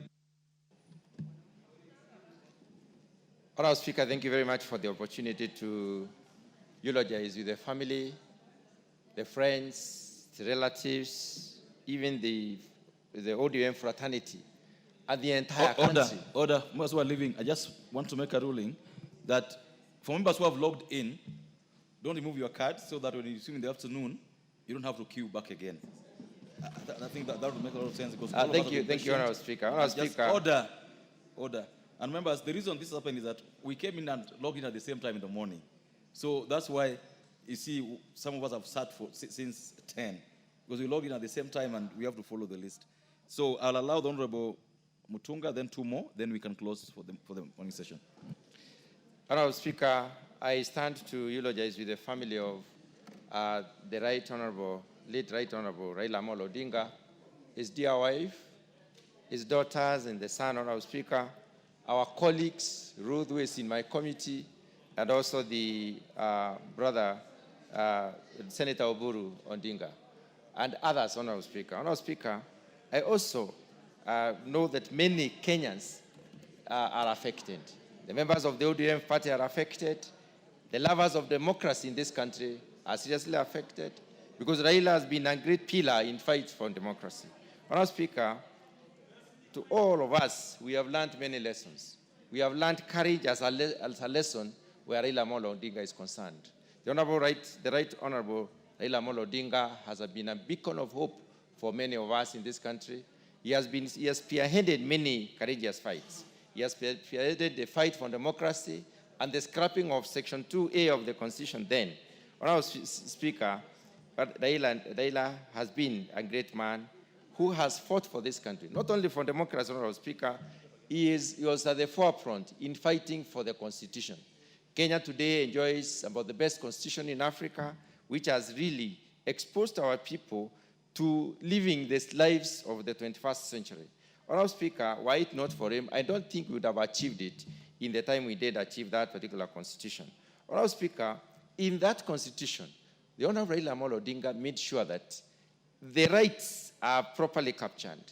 The chapter on rights and fundamental freedoms is very articulate and very detailed. The issue of the right to association, the right to freedom of expression, and many other freedoms have been very well articulated in the Constitution. And he is one of the people who have even demonstrated in this country that people need to be heard. Honorable Speaker, in all the cases that the late Right Honorable Raila Amolo Odinga lost as a presidential candidate, he chose peace. He chose to negotiate. He never chose to throw this country into trouble. He never chose the war, any other, solution to such problems. He chose to negotiate. And since he's been negotiating, we need to learn as leaders, when we make inflammatory statements and try to bring our people against others, we need to know that Kenya is a unitary state. It is indivisible. This is where we all live, and this is where we shall all live, and this is where our great children and great-grandchildren will live. And therefore, we need to maintain it as a country where everyone feels comfortable to live as a Kenyan. Honorable Speaker, the Honorable Raila Amolo Odinga was also in the forefront in the fight for devolution. He has helped uphold devolution because the idea is to try and even out the development. And it's upon realization that certain parts of this country were not accessing development because they were not in the top echelons of leadership of the country. The present war that Raila Amolo Odinga was fighting, which is enshrined in the NADCO report, is the war on the fidelity of the political parties. And this is a war that needs to be fought, and we need to remember that it is a war that needs to be won as well. Finally, Honorable Speaker, I would like to thank the President for considering that Honorable Raila Amolo Odinga deserves he deserves a state funeral. This is a deserving man. He's been the first. He has been the first prime minister in this country, and therefore he has lived at the top. Even if he has never been the president, he has been the greatest support to all presidents of this country. And in that case, Honorable Speaker, he really deserves to be given a state funeral. And that is why most of the Kenyans today are mourning. We all are mourning because we have lost a great man, we have lost a great hope for this country, and his loss has left a huge gap. This, we need to pray that it may be filled correctly. Honorable Speaker, with those very few remarks, I wish to pray that the soul of Honorable Raila Amolo Odinga rests in eternal peace. Thank you. We'll have the member for Bureti, then we'll close the member for Seme this morning. Thank you, Honorable Speaker. I stand to join Kenyans and the members here, and on behalf of the people of Bureti, wish to convey our condolences and to the people of Kenya, particularly the family of the late Raila Amolo Odinga, the people of Kisumu, the ODM fraternity, and the rest of the world. We join in mourning and speak of the great things Raila Amolo Odinga has done, not only in advancing the democracy and the democratic space in the country, but also in the improving and in the holding together of a nation. In times of crisis, Raila Amolo Odinga has stood with the side of history for progress and for the people so that we can remain together as a nation. Today, Honorable Speaker, is a sad day for the country. And knowing this, we want to stand together as a nation and remember the work that he has done, to further the work that he has done in peace building, in bridges building, and in also making sure that this nation remains as one unitary state. One of the great legacies Raila Amolo Odinga has left is a unified country. You may recall, Honorable Speaker, that at the death of the Jaramogi Odinga, the opposition was such a strong movement in this country. The Luo Nyanza remained in the opposition until the coming of Raila Amolo Odinga. And one of the great legacies he has done, he has left the people of the Luo Nyanza in government and brought the nation together, and the party of ODM joining together with UDA and the Kenya Kwanza government to advance the prosperity, the peaceful coexistence, the unitary state of Kenya, and making sure that we all move together as a nation. It will be remembered also that Raila Amolo Odinga is the only leader who has been able to remain faithful, forthright, and focused in having the nation move along. He has joined hands with his nemesis for the sake of the nation. He has stood strong against the tide of corruption and made sure that this nation moves on. He has remained focused to see that development in all parts of this country remains as the mainstream idea that propels and compels us and put us together in the vision. You will recall that the crafting of the Vision 2030, Raila Amolo Odinga was part of the team that put together that Vision 2030. We are almost achieving it. We are not yet there, but we know those who believe in democracy, like ourselves, those who believe in freedom, like ourselves, those who believe in devolution, like ourselves, those who believe in the focusing of our energies and concentrating our forces to be able to move this country forward is the greatest thing. Now we call upon all and sundry that we may come together in this moment, not only to look at the vision that he had, but also at the ideas that he held dearly. The convictions of free speech, the idea of democratic space being opened up, and the people of Kenya coming together to not only celebrate his life, but also to reflect upon the days of his life and see what manner of man he has been, what manner of a leader he has remained, and what manner of a person that he stood for. We will miss him, but we know his ideals lives on. And on that end, we know we join together with the President of the Republic, Dr. William Samoei Ruto, that moving forward, we will remain focused, we will remain steadfast, we will remain a people and a nation under God, and we know that we will remain as a nation together moving forward. Raila is dead, but Baba lives on. Thank you, Honorable Speaker. Honorable Nyikal, finally for the morning session. Thank you, Mr. Speaker, for this opportunity. I sadly arise on behalf of myself, my family, and most importantly, the people of Seme, to pass my condolences to the family of the Right Honorable Raila Odinga. To pass my condolences to the people of Kenya for the loss of the best president we never had. A leader who truly stood for democracy. A leader who wholeheartedly loved the people of Kenya. A leader who truly believed that the sole purpose of acquiring power is to improve the lives of the people. A leader who believed that power emanates from the people. For all this, he was detained for 8 years. For this, he sacrificed his ambitions more than once, or even victory, to work with his political enemies, as if they never fought bitterly before those victories or losses.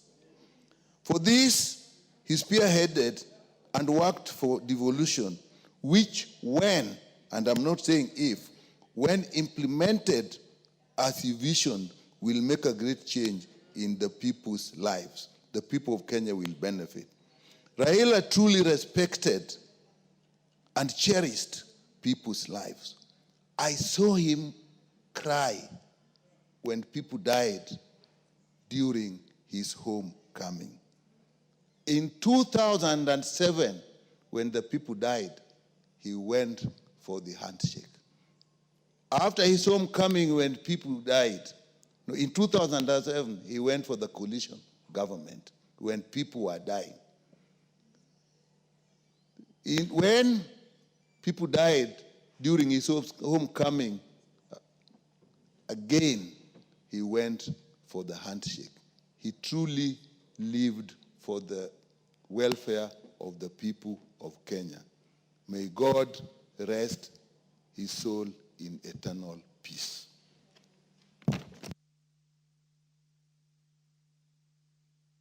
Members who are queued to speak next, and I can see you in the house. Please just come on time so that you're not skipped. I can see the Honorable Richard Yegon, Parashina, all the way down through Honorable Waida. Just come on time so that when your name is called in the afternoon, because we don't want to skip anybody in the afternoon again. Thank you so much. All members, and the time now being 1 p.m., 1:16 p.m., this House is adjourned until today, Thursday, 16th October 2025 at 2:30 p.m.